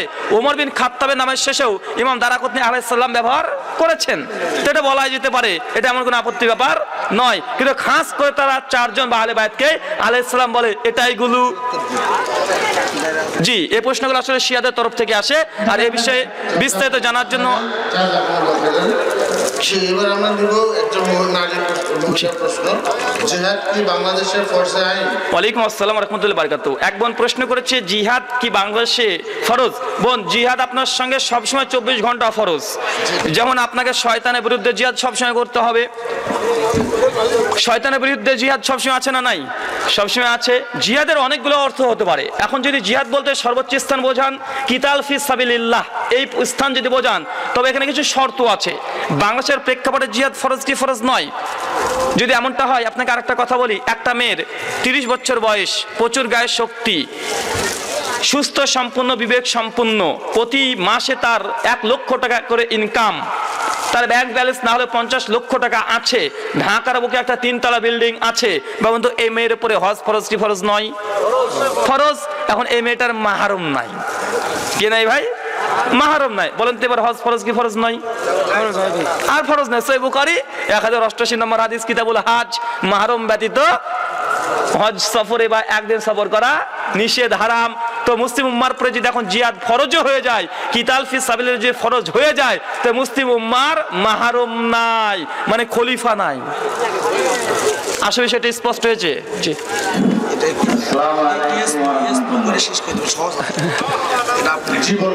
আমাদের পক্ষ থেকে আমার একটা প্রশ্ন, ব্রাদার রাহুল নাম বললে অনেকে হয়েছে হয়েছে। ওয়ালাইকুম আসসালাম ওয়া রাহমাতুল্লাহি ওয়া বারাকাতুহু। ভাই আপনার মুখ খোলার আগে আমরা বুঝতে পারি কি প্রশ্ন আসবে। ভাই প্রশ্ন করেছেন যে আমার নামের পূর্বে ব্রাদার রাহুল, সাধারণত কোনো মুসলিমদের নাম এমন হয় না, বা কোনো আলিম উলামার এই ধরনের নাম হয় না, আমার কেন? পবিত্র কোরআন সূরা হুজুরাত 49 আয়াত নম্বর 10 আল্লাহ বলছে ইন্নামাল মুমিনুনা ইখওয়া, নিশ্চয়ই মুমিন মুমিনদের ভাই। তো ব্রাদার মানে কি? মানে আমি আপনার দিনী ভাই। আর আমাদের ইন্ডিয়াতে যারা বিশেষ করে দাওয়াতি অমুসলিমদের কাজে দাওয়াতি কাজ করে, তাদের নামের পূর্বে ব্রাদার শব্দ ব্যবহার করা হয়। আমি একা নয়, আরও আমাদের অনেকজন আছে, যেমন হিন্দি ভাষায় কাজ করছে আমাদের একজন, মানে কলিগ একজন আছে হিন্দি ভাষাতে কাজ করছে, অসংখ্য আছে। ব্রাদার নাসিরুল্লাহ ইবনে মঈনুদ্দিন, ইন্টারনেটে যান, লিখবেন ব্রাদার নাসিরুল্লাহ ইবনে মঈনুদ্দিন, উনি হিন্দি ভাষায় কথা বলেন, হিন্দি ভাষায় তিনি অমুসলিমদের মধ্যে দাওয়াতি কাজ করেন। আর আছে তেলুগু ভাষায় ব্রাদার সিরাজ, এখন ইন্টারনেটে লিখেছেন যে ব্রাদার সিরাজুর রহমান, দেখুন ও তেলুগু ভাষাতে উনি বক্তৃতা দেয়, অমুসলিমকে দাওয়াত দেয়। তেলুগু বোঝেন? তেলুগু একটা আজীব ভাষা। তেলুগু ভাষা ধরেন একটা কথা, তেলুগু ধরেন বলছেন যে ভগবান টোক্কাডে উন্নেডু তেন্ন পবার থেকে ম্যানচুডু, কিছু বুঝতে পারলেন? কিছু বুঝতে পারলেন না, মানে তেলুগু ভাষা। তো আমাদের যারা কলিগ আছে ব্রাদার সিরাজুর রহমান, উনি তেলুগু ভাষায় তিনি আলহামদুলিল্লাহ অবস্থিত হিন্দু খ্রিস্টানের মধ্যে দাওয়াত বিতর্ক করছেন। ডক্টর জাকির নায়েক যে পথটা নিয়েছে, হুবহু একইভাবেই এই কাজগুলো করা হচ্ছে। এই সব দাওয়াত মানে দায়ীদের পেছনে মানে আগে ব্রাদার শব্দটা ব্যবহার করা হয়। এক অসংখ্য আছে, তা হচ্ছে তেলুগু আছে, মালয়ালিয়ামে আমাদের ভাই কাজ করছে, এম আকবর আছে, আমাদের ইংরেজি ভাষায় কাজ করছে ব্রাদার ইমরান, অসংখ্য আছে আলহামদুলিল্লাহ। জি, জাযাকুমুল্লাহ খাইরান। পুরুষ শিক্ষক দ্বারা কি কোরআন শিক্ষা করা যাবে? ওয়ালাইকুম আসসালাম রাহমাতুল্লাহি বারাকাতুহু। পুরুষ শিক্ষক দিয়ে কি কোরআন শেখা যাবে? যদি বাচ্চা হয় কোনো সমস্যা নেই, যদি সাবালিকা বা হায়েজ বা ঋতুস্রাব যদি হয়ে যায় এখান থেকে আর মাহরম ব্যতীত একাকী পড়া যাবে না। তবে যদি জামাতবদ্ধভাবে থাকে, একসঙ্গে 15-20 জন থাকে, ওখানে যদি কোনো শিক্ষক যদি পড়াতে চায় একজন পড়াতে পারে, তবে একাকী নয় পর্দা সিস্টেম করে এবং পর্দার অন্তরাল থেকে। পর্দা তো সর্বদাই লাগবে, এটা ইসলামের প্রথম বিধান। তো এখানে যদি জামাতবদ্ধ একসঙ্গে 20 জন 30 জন যদি মেয়ে পড়তে চায়, একজন শিক্ষক যদি পড়াতে চায় পর্দার অন্তর থেকে পড়াতে পারে, তো পার্সোনালি কোনোভাবেই নয়। জি, এখানে অনেকগুলো প্রশ্ন আছে এক কথায়। অনেক সময়। কবরে মাটি দেওয়ার সময় প্রচলিত দোয়া বলা যাবে কি? জি, জায়েজ নয়, এই মর্মে কোনো হাদিস সহিহ সমস্তভাবে প্রমাণিত নয়। সালাতের পূর্বে নিয়ত পাঠ করা যাবে কি? মুখে নয়, নিয়াত মানে নাওয়া থেকে, আরবি নাওয়া থেকে নিয়াত শব্দ হচ্ছে নাওয়া মানে বীজ। বীজ কি মাটির তলায় থাকে না উপরে থাকে?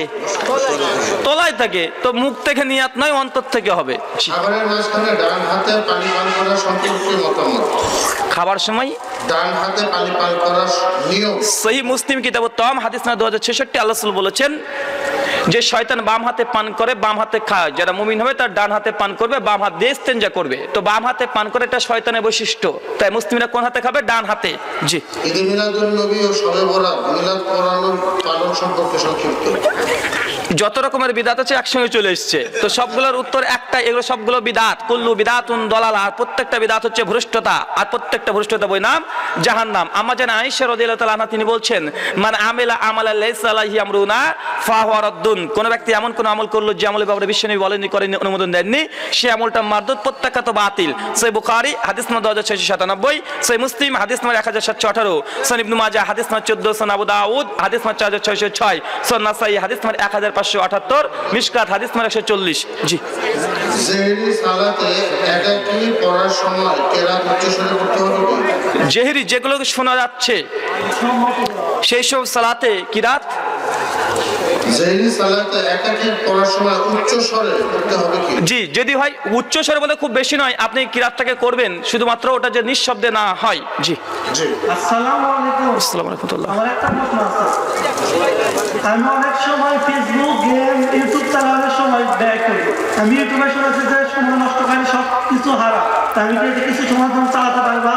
ওয়ালাইকুম আসসালাম রাহমাতুল্লাহি ওয়া বারাকাতুহু। ভাই প্রশ্ন করেছেন যে তিনি সোশ্যাল মিডিয়াতে অনেক সময় ব্যয় করেন, এখন এটা কি ইসলাম অনুমোদন দেয় কি দেয় না? ভাই ওয়াল আসরি, টাইমের সবাই আল্লাহ কোরআনে করেছে কি করে নাই? টাইম এমন একটা বিষয় যে ইসলাম, প্রত্যেকটা ইসলাম নির্ভর করে টাইমের উপরে। ভাই 5 ওয়াক্ত নামাজ একটু যে 19-20 হয়ে যায়, নামাজ কাজা হয় কি হয় না? 5:51 মিনিটে আপনার সিয়াম মানে রোজা ভঙ্গের সময় কেউ যদি 5:48 মিনিটে খেয়ে নাই হবে ভাই? কেন? ইসলামের টাইমের গুরুত্ব অপরিসীম। যে কোনো ইবাদত দেখবেন টাইমের সঙ্গে খাস আছে না নাই? তার জন্য কোরআনে একাধিকবার আল্লাহ কোরআনে টাইম সময় শপথ করেছে, তাই টাইম কোনোভাবে অপচয় করা যাবে না। টাইম হচ্ছে সবচেয়ে বড় শক্তি, যার কিছু নাই তার হাতে সময় আছে, আর ভবিষ্যৎকে পরিবর্তন করার জন্য সময় যদি কাজে লাগায় অবশ্যই তার ভবিষ্যৎ ইনশাআল্লাহ পরিবর্তন হবেই হবে। এর জন্য আমি একটা কথা বলি যে কোনো ব্যক্তি যদি সফল হতে চায়, কেউ যদি সফলতার দ্বার প্রান্তে পৌঁছাতে চায়, তো আপনি যেটা চিন্তা করছেন এখন থেকে সে কাজের প্রতি ঝাঁপিয়ে পড়তে হবে। যে ঝাঁপিয়ে না পড়েন, ভবিষ্যতে অন্য কোনো ব্যক্তির কাছে তার স্বপ্নকে পূরণ করার জন্য আপনাকে শ্রম ব্যয় করতে হবে। আপনি যদি মনে করছেন যে 5তলা বিল্ডিং যদি আমার হতো কি মজায় না হতো, এখন ভাবছেন, আর বাড়িতে বসে থাকেন, কাজ করেন না, অলসতা আছে, আপনি ভাবছেন 5তলা বিল্ডিং হলে কত সুন্দর হতো, 5তলা বিল্ডিং ওইটা আমাদের বিল্ডিং যদি হতো, ভাবেন শুধু, কিন্তু আপনি কাজ করেন না। এই জন্য আপনাকে বলছি, যদি স্বপ্ন আর স্বপ্ন বাস্তবতার মধ্যে পার্থক্য কি জানেন? আপনিও মানুষ, আমিও মানুষ, আপনিও মানুষ, ডক্টর জাকির নায়েকও মানুষ। তবে ডক্টর জাকির নায়েক সফল মানুষ কি সফল মানুষ নয়? অবশ্যই সফল মানুষ। কোনো মানুষ যদি সফল হতে চায়, সবচেয়ে বাধা হয়ে দাঁড়ায় একটা জিনিস, তার নাম অজুহাত। কি বললাম? মানুষকে সফলতার পেছনে বাধা দেয় কি? অজুহাত। আমার দ্বারা হবে না, আমার দ্বারা হয় নাকি, হেস আমি পারবো না, এগুলো কি বলেন তো ভাই? এগুলো অজুহাত। তার জন্য যেটা স্বপ্ন দেখছেন স্বপ্নকে লক্ষ্য স্থির ঠিক করেন, তারপরে সে কাজের জন্য ঝাঁপিয়ে পড়েন, ইনশাল্লাহ আপনি সফল হবেন। সফলের জন্য 3টে জিনিস লাগে। 1 তাওয়াক্কুল, আল্লাহর প্রতি ভরসা লাগবে। 2 জেদ, 3 চেষ্টা প্রচেষ্টা। এই 3টে জিনিস করেন, ইনশাল্লাহ সর্বত্রই সফল হবেন ইনশাল্লাহ। জাযাকাল্লাহ। একে একে মদত করার পর হাত মুখে দেওয়া যাবে কি? হাত মুখে মাসা করা প্রসঙ্গে বেশ কয়েকটা হাদিস এসেছে।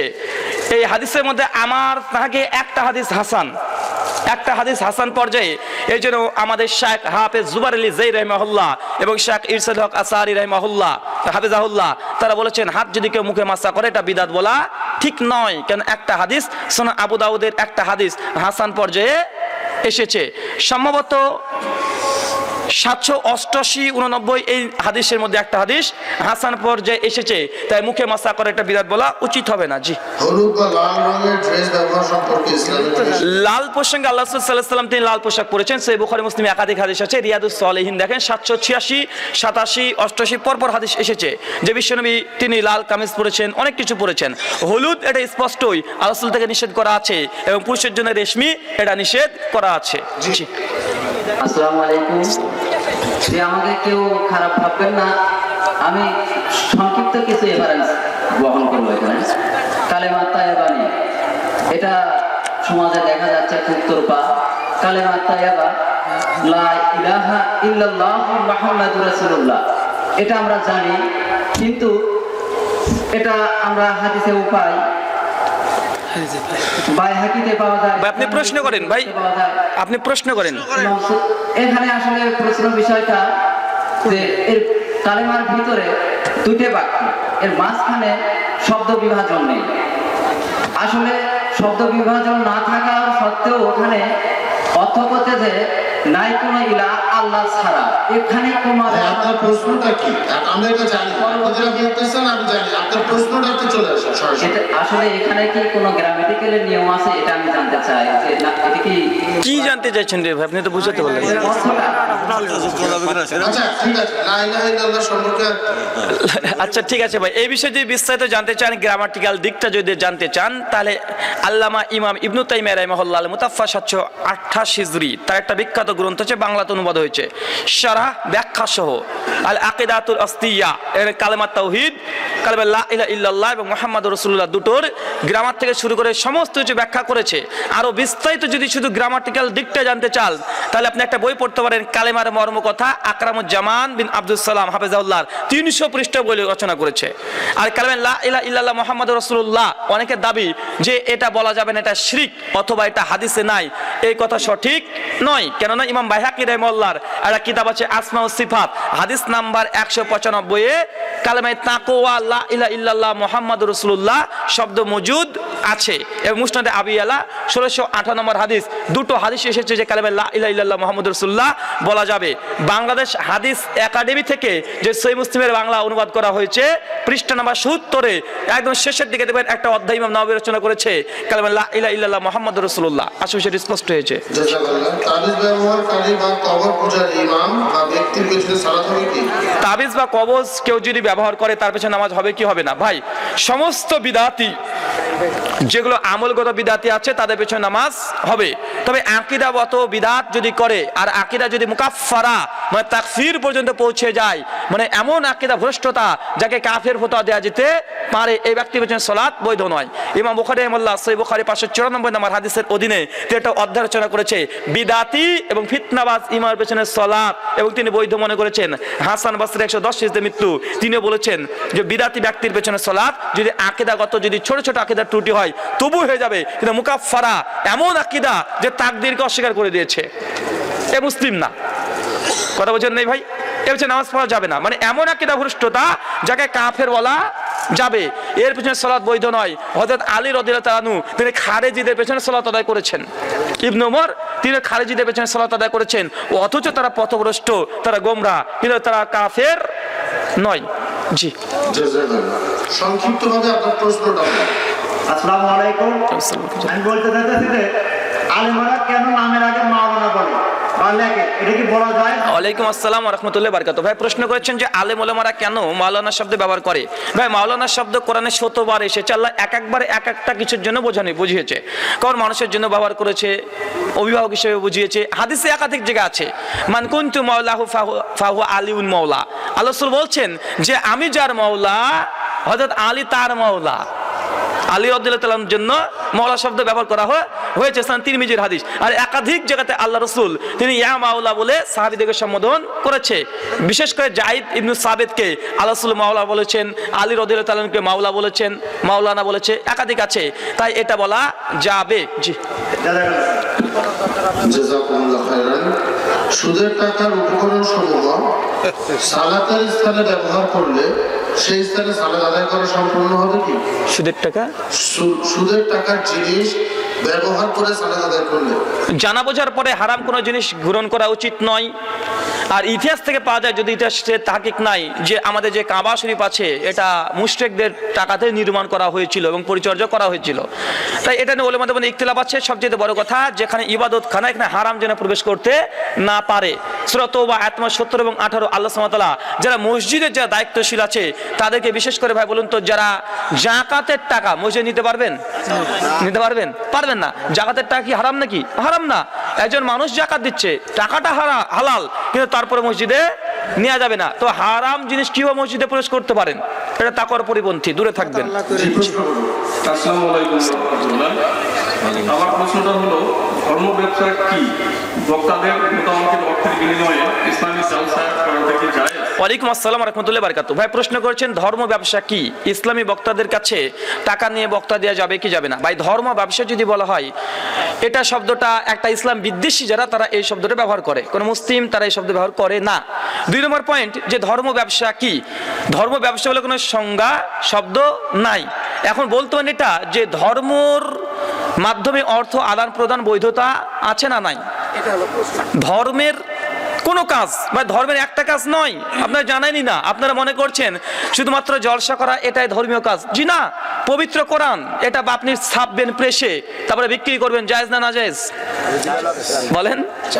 এখন ওইখান থেকে কোরআন থেকে ছাপতে যে 65 টাকা খরচ হয়েছে, এখন ওই ব্যক্তি 120 টাকায় বিক্রি করতে পারবে, জায়েজ না নাজায়েজ বলেন? কথা বুঝাতে পারিনি। একজন মাস্টার শিক্ষক, মাদ্রাসা শিক্ষক, সে প্রতিদিন 10 ঘন্টা শ্রম ব্যয় করবে, তার বাড়ি হচ্ছে ধরেন রাজশাহী, এখানে এসে তাকে শিক্ষকতা করতে হবে। এখন এই ব্যক্তি প্রতিদিন যে কোরআন শেখাচ্ছে, এটা জায়েজ না নাজায়েজ? যদি সে, আমি তো দলিল পরে দেবো, আগে আপনাকে বলছি যে কতগুলো খাত আছে। একজন ব্যক্তি যাকাতের টাকা সে সমাজ থেকে তুলে শ্রম ব্যয় করে, এখন তাকে একটা খাত বা একটা টাকা দিতে পারবে কি পারবে না? পারবে। তবে আসেন দলিল, সুনান তিরমিজি হাদিস নম্বর 2063, সহিহ বুখারী হাদিস নম্বর 5492। একজন সাহাবা রাদিয়াল্লাহু তাআলা আনহু তিনি বলছে ঘটনা, যে ইহুদিদের বেশ কিছু একটা গোত্র তারা রাস্তাতে চলাচল করছিল, হঠাৎই সাহাবা রাদিয়াল্লাহু তাআলা একটা জামাতের সঙ্গে তাদের সাক্ষাৎ হয়। ওই ইহুদিদের জামাত তখন বলছে যে আমাদেরকে একটা বিচ্ছু রাতে দংশন করেছে, এই জন্য বিষের যন্ত্রণায় ছটপট করছে। তখন তারা বলছে তোমাদের মধ্যে কি এমন কোনো ব্যক্তি আছে যে এই রোগটা বা এই বালামুসিবতটাকে ভালো করে দিতে পারবে? একজন সাহাবী বলছে যে আমি পারবো। তখন সে সাহাবী তখন বলছে যে তাহলে মানে ওরা বলছে তা তুমি আমাকে ঠিক করে দাও। সাহাবী জিজ্ঞেস করছে তার পারিশ্রমিক তুমি কি দিবে? তখন তিনি বলছেন যে তোমরা কি চাও? সাহাবী তখন বলছেন 30টা বকরি ছাগল।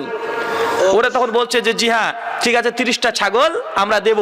এই শর্ত করে নিচে চুক্তি করে নিচে 30টা ছাগলের বিনিময়ে তখন সে সাহাবী কি করেছে কি সূরা ফাতিহা পাঠ করেছে। ভাই কোরআন কি কোরআন নয় বলেন? সূরা ফাতিহা পাঠ করেছে, ফুক দিয়েছে, ভালো হয়ে গেছে। বিশ্বনবীকে বলছে আল্লাহ রাসূল এই ঘটনা ঘটেছে। আল্লাহ রাসূল বলছে তাই? তুমি জানলে কিভাবে যে সূরা ফাতিহাতে ভালো হবে? তখন অনেক কথা আল্লাহ রাসূল শেষ পর্যন্ত বলল ঠিক আছে আমাকে একটা ছাগল দিয়ে দিও। সুনান তিরমিজি 2063 এই হাদিসের ব্যাখ্যাতে ইমাম তিরমিজি বলেছে, অন্য কেউ না। আমি অন্য কোনো ব্যক্তির ব্যাখ্যা নিতে চাই না। ইমাম তিরমিজি যখন নকল করেছে এই হাদিসের আলোকে পৃথিবীতে যত মুহাদ্দিস আছে, যত হাদিসের সারা ব্যাখ্যা গ্রন্থ লিখেছে, সকলেই বলেছে ধর্মের মাধ্যমে আদান প্রদান কেউ যদি অর্থ বিনিময় করে এটা জায়েজ। একটা না, অসংখ্য জায়গা আছে। মসজিদে ইমাম ইমামতি করে টাকা নিতে পারে, মুয়াজ্জিন মুয়াজ্জিনি করে টাকা নিতে পারে, পবিত্র কোরআন বিক্রি করে যদি লাভ্যাংশ নিতে পারে। এই বইটা লেখক বই রচনা করছে, লাভ্যাংশ নিতে পারে প্রত্যেকটা সেক্টরে। ভাই বন্ধু, মুসা আলাইহিস সালাম তিনি যখন বিবাহ করেছিল মোহর কি দিয়েছিল? 8 বছর 10 বছর শ্রম এক।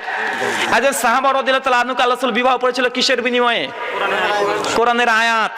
তো কোরআনের আয়াত মোরা কি একটা অর্থ, কোন সম্পত্তি পাবে, কিছু একটা টাকা পাবে, কিন্তু কিসের বিনিময়ে? কোরআনের বিনিময়ে আল্লাহ রাসূল বিবাহ পড়েছেন কি পড়েননি, এগুলো সালাফরা দলিল নিয়েছে। নাহলে একটা মাদ্রাসা চলবে না, একটা মসজিদের ইমাম থাকবে না। বোধহয় বাংলাদেশে একটা দল আছে হিজবুশ শয়তান, আছে না নাই? আমি হিজবুত তাওহীদ বলি না, হিজবুশ শয়তান। তারা এই ফিতনা সবচেয়ে বেশি চালিয়েছে। একটা বইও আছে, বইটার নাম দিয়েছে ধর্ম ব্যবসা। আমার কাছে বইটা আছে, আমি পড়েছি। তবে মনে পবিত্র গ্রন্থ সূরা তওবা আয়াত নাম্বার 60 আল্লাহ বলেছে যারা যাকাত একটা খাত দাও, যত ধনী হোক, কথা বলছেন না, ওদের হক পাবে ও, যত ধনী হোক। কথা বলছেন নেই ভাই? তো ভাই যারা বলছে ধর্ম ব্যবসা বলে এই যে কথাগুলো তারা বলছে, এটা মূলত আলেম সমাজকে কলঙ্কিত করার জন্য তারা এই সব চোরাগুলো উন্মুক্ত করছে। এরা নেক্সট রতে শয়তান, মানুষকে বোঝাচ্ছে এটা। যাই হোক, এই বিষয়ে আমার হিজবুত তাওহীদ প্রসঙ্গে দুটো আলোচনা আছে। একটা হিজবুত তাওহীদের যিনি মাননীয় ইমাম, ওরা তো ইমাম বলেন না, ইমাম মোহাম্মদ সেলিম, তাকে মুবাহালা চ্যালেঞ্জ করেছি যে তুমি যদি হকের উপরে প্রতিষ্ঠিত হও তাহলে আসলে আমরা মুবাহালা করি। মুবাহালাকে কি মানে? মুবাহালা মৃত্যুর খেলা, মুনাজারা বইপত্র দিয়ে নয়। বলে তুই যদি হকের উপরে প্রতিষ্ঠিত হোস তাহলে আমি তোর আগে মৃত্যুবরণ করব, আর তুইও প্রকাশ্যে মঞ্চে এসে বলবি যে হ্যাঁ আমি যদি হকের উপরে প্রতিষ্ঠিত না হই তাহলে ও আগে মরবে। এ দাবি করবো দুজ নাই। নিজের মৃত্যু কামনা করাকে বলা হয় মুবাহালা, যেটা কোরআন সূরা ইমরানের 61 নম্বর আয়াতে আল্লাহ কোরআনে বলেছেন যে সর্বশেষ মানুষের সঙ্গে মুনাজারা পরে মুবাহালা হবে। তো আমি মুবাহালা চ্যালেঞ্জ করেছি যে সে হিজবুত তাওহীদ এটা সম্পূর্ণ বাতিল। লিল্লাহ তাকবীর, আল কোরআনের আলো, কোরআন হাদিসের আলো, লিল্লাহ তাকবীর। জাযাকুমুল্লাহ খাইরান জাযা। বন্ধুদের থেকে প্রশ্ন আসছে, হজ করে আসার পর নামের আগে বড় করে আলহাজ লিখে প্রচার করা কি ঠিক? ওয়ালাইকুম আসসালাম রাহমাতুল্লাহি ওয়া বারাকাতুহু। কেউ যদি আলহাজ শব্দ লাগায় তা হারাম মনে করি না, তবে তার নিয়াতের উপরে নির্ভর করবে। কি বললাম ভাই? নিয়াত। এখন নিয়াত যদি হয় মানুষকে দেখানোর উদ্দেশ্যে যে আমি হজ করেছি, এটা আপনি জানাচ্ছেন, তো ভাই এটা তার শিরকুল রিয়া, এটা গোপন শিরক। তখন এটা শুধু গুনাহ না, গুনাহ কাবিরার চাইতে ভয়ঙ্কর। ছোট্ট শিরক 100 খান জিনা করার চাইতে বড় অপরাধ হয়ে যায়। তাই এটা তাকওয়া, এটা মানুষকে দেখাবেন না, তাকওয়ার ভিত্তিতে না লাগানোই উচিত। জি। মেয়েদের কালো পায়জামা পরা যাবে কি? মেয়েদের কালো পায়জামা কে নিষেধ করেছে নাকি রে ভাই? আজীব প্রশ্ন। জীবন আপনি পড়তে পারেন, কোনো সমস্যা নেই। জি পড়েন জোর পড়েন। যারা ভোট দেয় তারা কি তাগুত? যারা ভোট দেয় তারা কি তাগুত? ভাই যারা ভোট দেয় তারা তাগুত, যারা ভোট দেয় তারা তাগুত যে কথা বলে এ তো জবর সমস্যা রে ভাই। ভাই এই প্রশ্নগুলো এক কথা উত্তর হয় না। আমার একটা আলোচনা আছে, ভোট কাকে দেবেন একটা 30 মিনিট আলোচনা আছে, ওই আলোচনা শুনে নেবেন। প্রশ্ন উত্তরে এই প্রশ্ন উত্তর দেওয়া সম্ভব নয়। জি। আসসালামু আলাইকুম। আসসালাম। আমার প্রশ্ন হচ্ছে, পিস টিভির যিনি প্রতিষ্ঠাতা তিনি একজন অরাজনৈতিক লোক। তা পিস টিভির মাধ্যমে আমরা অনেক কিছু জানতে পারছি। তো এই চ্যানেল যে বাংলাদেশে বন্ধ হলো বা ইন্ডিয়াতে বন্ধ হলো, আপনারা যারা পিস টিভির ভক্ত আলেম আছেন, তারা তাদের তথ্য কতটুকু এই চ্যানেল নতুন করে আবার ইয়ে হয় বাংলাদেশে চালু হয়? ওয়ালাইকুম আসসালাম রাহমাতুল্লাহি ওয়া বারাকাতুহু। ভাই ঠিক আছে ভাই, যখন প্রশ্ন করবেন তখন প্রশ্নগুলো প্রশ্নের মতো করবেন। ভাই প্রশ্ন করেছেন এবং কথার মধ্যে কিছুটা তেনা রাগ আছে, আলাদেশের প্রতি বোঝা যাচ্ছে। ভাই আপনি কথা বললে বুঝি রে ভাই আমরা, মানে আপনার যারা পিস্টির ভক্ত, ভাই আপনি কি পিস্টির ভক্ত কি ভক্ত নয় ভাই? হ্যাঁ, আমি পিস টিভি দেখতাম। আপনি ভক্ত কি ভক্ত নয়? আপনি ভক্ত। তাহলে উনি ভাই আপনি কথা বলেন কেন ভাই? আপনি যদি ভক্ত হন, এখন যদি আমি যদি কিছু না করি আপনি অপরাধী আমি অপরাধী, তো আপনি যে কাজ করেন না সে কথা আমাকে কেন বলছেন? এটা আবার গুনাহ কাবিরা। যে কাজটা আপনি নিজে বলবেন না সে কাজ আর একটা, মানে আপনি বিড়ি খাবেন, লোক বলে ভাই বিড়ি খাস না, এটা ইসলাম পছন্দ করে না। সব আত্মা 2 এবং 3 লিমা তাকুলুনা মা লা তাফালুন, তুমি এই কথা কেন বলো যে কাজ তুমি নিজে করো না? কথা বোঝেন নাই তো ভাই? এইভাবে প্রশ্ন করবেন না, আপনি কাউকে আক্রমণমূলক না, যদি জানতে চান জানেন। ভাই প্রশ্ন করেছেন, আমি আক্রমণ করি না, আপনার কথার ভাষা, আপনার কথার ভাষা যখন আপনি ব্যবহার করবেন তখন আমরা বুঝে নিই রে ভাই আপনারা পিস টিভির ভক্ত। বিষয়টা আপনি জানতে চান ভাই, পিস টিভি বন্ধ হলো, এখন আমাদের মুসলিমদের করণীয় কি? প্রশ্ন এটা হতে পারে, বা আমাদের করণীয় কি এটা হতে পারে। আপনি যে নিসবত করেছেন আপনারা আহলে হাদিসরা, এটা আপনার মধ্যে একটা জ্বালা আছে আহলে হাদিস প্রসঙ্গে, এটা আমরা বুঝি। তো যাই হোক, আমরা কি করেছি, প্রথম কথা হচ্ছে এটা বাই পিস টিভি, এটা বাংলাদেশে বন্ধ হয়েছে, এটা পৃথিবীর সমস্ত জায়গাতে চলছে। পিস টিভি বন্ধ হচ্ছে কে বললো? পিস টিভি চলছে, এখন আপনি বাংলাদেশে দেখতে পাবেন। এখন পিস টিভি অ্যান্টেনা লাগান, পিস টিভি অ্যান্টেনা এখনই লাগান, এখন দেখতে পাবেন। বাংলাদেশের সরকারের দপ্তরে আপনার গিয়ে এখন আন্দোলন করতে চাইলে আন্দোলন করেন, যা ইচ্ছা তাই করেন, যে পিস টিভি আপনারা বন্ধ করছেন কেন, বা পিস টিভি আন্তর্জাতিকভাবে বন্ধ হয় নাই, শুধু বাংলাদেশের জন্য বন্ধ হয়েছে। কে বলো পিস টিভি বন্ধ হয়েছে? আমি বাড়িতে দেখি। আপনি এখনই মোবাইলে পিস টিভি আপনি অ্যাপস নামিয়ে নেন, এখনই পিস টিভি বাংলা দেখতে পাবেন। পিস টিভি গোটা বিশ্ব জগৎ অনুযায়ী চলছে। আর পিস টিভি যে শুধু আহলে হাদিসের সম্পত্তি, এ কথা এ ইনফরমেশন ভুল। ভাই, বাংলাদেশের একজন বক্তা আল্লামা মামুনুল হক চেনেন? আজিজুল হক কাশেমি শাইখুল হাদিসের সন্তান, উনি একজন দারুল উলুম দেওবন্দের প্রতিনিধিত্ব করছে হেফাজতে ইসলাম। ভাই, তিনি আলোচনা করেছেন কি করেন নাই? আব্দুল্লাহ জাহাঙ্গীর, তারপরে হাসান জামিল দেওবন্দিতে প্রতিনিধিত্ব করছে, বা তিনি আলোচনা করেছেন কি করেন নাই? করেছেন। FM হিজবুল্লাহ, তিনি একজন দেওবন্দি। ভাই, অসংখ্য সেখানে গিয়েছে কি যায় নাই? অসংখ্য গিয়েছে। আমাদের দিকে নিসবত করছেন কেন ভাই? তারা কি করেছে? তত আন্দোলন করছে। হেফাজতে ইসলাম চিৎকার মেরে বলতে পারে না যে পিস টিভি কেন বন্ধ করা হলো? হাসান জামিল এত বড় বড় আলোচনা করে, পিস টিভিতে যারা বক্তৃতা দিয়েছে, যারা আলোচনা এখনো পিস টিভি বাংলাতে চলে, তারা কেন কথা বলে না? তাদেরকে বলতে বলেন, তাতে একটা প্ল্যাটফর্মে আছে। কথা বুঝেছেন ভাই? তাই ইনসাফপূর্ণ কথা বলতে হবে, আক্রমণমূলক নয়। আর পিস টিভি বন্ধ হয়নি, আলহামদুলিল্লাহ। বাংলাদেশের মানুষ আপনারা অভাগা, অপয়া, এর জন্য আপনারা দেখতে পান না। ফিতরা হিসেবে টাকা না চাও? ফিতরা হিসেবে টাকা না চাউল, সেই বুখারী জাকাতুল ফিতর হাদিস নাম্বার 1503, 4, 5, 6, 7 পরপর আছে। আসনান আবু দাউদ কিতাবুজ জাকা হাদিস নাম্বার 1608, 9, 10 পরপর আছে। আল্লাহ বলেছেন ফিতরা হবে তাম কি দিয়ে ভাই? খাদ্যদ্রব্য দিয়ে। ফিতরার জন্য টাকা দেওয়া মানে একটা সহিহ হাদিস দ্বারা প্রমাণিত নয়। অনেকে বলে যে খাদ্যদ্রব্য দিব, এটা কেমন না? আমরা টাকা দিব, মানুষের সুবিধা হবে, যা ইচ্ছা তাই কিনে নিবে। তো ভাই বলুন তো, মনের ইবাদতে তাওকিফি চলে না? ইবাদতে কি চলে না? তাওকিফি মানে পরিবর্তন চলে না। ভাই বলুন তো, আপনার এবছরে কুরবানি আছে, আপনি বলছেন কুরবানি দেবো না, কুরবানি মাংস নষ্ট হয়, মানুষ খেতে পারে না, কুরবানি দেবো না। কি দেবো? কুরবানির বদলে টাকা দিয়ে দিব। ভাই, কুরবানি আদায় হবে কেন? ইবাদতে পরিবর্তন চলে না। তো যেহেতু আল্লাহ সুলতান খাদ্যদ্রব্যকে ফরজ করেছে, ফিতরার টাকা দিয়ে হবে না, বরং খাদ্যদ্রব্য দিয়ে দিতে হবে। ভাই, আমার সংক্ষিপ্ত কিছু নাই ভাই, একটা প্রশ্ন উত্তর হলে পুরো সম্পূর্ণ হতে হবে, নচে ধরা চুলকানি কারো কারো আছে চুলকাবে, বলে ওদেরটা বললো আমাদেরটা বললো না। আমি উত্তর দিলে আমি লম্বা করে দিই। জি, ব্যক্তির পাশে কোরআন পাঠ করা যাবে কি? জি, যাবে না। সূরা ইয়াসিন পাঠ করা পড়বে। সূরা তিরমিজিতে যে হাদিস এসেছে, সমস্ত উলামাদের ঐক্যমতে যায়। বিবাহের মোহরের পরিমাণ কত সঠিক জানতে চাই? আপনি যত পারবেন তত দেন, বউকে ঠকাবেন না। বউকে যদি কিপটামো প্রথম দিনে করেন, আপনার ভাগ্যে কষ্ট আছে। আসসালামু আলাইকুম। রাসূল যেভাবে যে পদ্ধতিতে নামাজ পড়ছে 2 রাকাত নফল নামাজ, আমাদের দেখাবেন কি? ওয়ালাইকুম আসসালাম ওয়া রাহমাতুল্লাহি ওয়া বারাকাতুহু। ভাই প্রশ্ন করেছেন যে রাসূল সাল্লাল্লাহু আলাইহি ওয়াসাল্লাম দুইভাবে মানে 2 রাকাত সালাত কিভাবে পড়েছেন সেটা দেখাবেন কি? ভাই, এখন তো দেখানোর সময় আলোচনা আছে। আপনি এক কাজ করেন, আপনি ফজর পর্যন্ত অপেক্ষা করেন, ইনশাআল্লাহ মাগরিবের সালাত আপনাদের যে আহলে হাদিস ভাইরা আছে তারা পড়িয়ে সম্পূর্ণ দেখিয়ে দিবে। ঠিক আছে? জি, জাযাকুমুল্লাহ খাইরান। নবীজি সাল্লাল্লাহু আলাইহি ওয়াসাল্লামের বিবিগণকে মা বলার প্রসঙ্গে ফাতেমা রাদিয়াল্লাহু আনহাকে মা সম্বোধন করা যাবে কি? ওয়ালাইকুম আসসালাম ওয়া রাহমাতুল্লাহি ওয়া বারাকাতুহু। ভাই প্রশ্ন করেছেন নবীগণের স্ত্রীদেরকে আমরা মা বলি, আর এই মর্মে পবিত্র সূরা হুজুরাত সূরা আহজাব আয়াত নম্বর 6 আল্লাহ সুবহানাহু বলছে উম্মাহাতুল মুমিনুন। তো যে মুমিনদের মা হচ্ছে নবীগণের স্ত্রী, এখন তার কন্যাদেরকে মা বলা যাবে কি যাবে না? সালাফদের মধ্যে ইখতিলাফ আছে। কেউ যদি বলে এই মা সেই মা নয়, মানে শাশুড়িকে যেমন মা বলা হয়, এই মা যেমন ওই মায়ের হক আদায় করে না, এটা সম্মানসূচক হিসেবে আমরা মা ব্যবহার করি। একটা ছোট্ট বাচ্চাকে বলি না মা তুই কেমন আছিস? তো এই মা সম্মানসূচক, এগুলো ব্যবহার করা যেতে পারে, আপত্তি নাই। আসসালামু আলাইকুম। ওয়ালাইকুম আসসালাম। আমার প্রশ্নটা, জিলহজ মাসের চাঁদ দেখার পর কুরবানির আগ পর্যন্ত কোনো পশু প্রাণীর গোশত খাওয়া যাবে কি? ওয়ালাইকুম আসসালাম ওয়া রাহমাতুল্লাহি ওয়া বারাকাতুহু। ভাই চমৎকার প্রশ্ন করেছেন। যে সমাজে একটা সমস্যা আছে, যদি কুরবানির চাঁদ উঠে যায় তাহলে কোনো প্রাণীর মাংস আর খাওয়া যাবে না। ভাই সম্পূর্ণ মিথ্যা কুসংস্কার। আপনি যত পারেন গরু ছাগল সব খেতে পারবেন। জি জি, আরেকটা প্রশ্ন, ভাই আপনি পিছনে বিকেল নামাজ কয় রাকাত উত্তম? বিতের নামাজ 1, 3, 5, 7, 9, 11 পর্যন্ত বর্ণনা আছে। সুনান তিরমিজিতে একাধিক হাদিস আছে। বিস্তারিত জানার জন্য আমার একটা বই আছে, আহলে হাদিস হানাফি মাযহাব ইখতিলাফ নিরসন, মাসালা নাম্বার 13 দেখেন, অনেকগুলো দলিল নিয়ে এসেছি।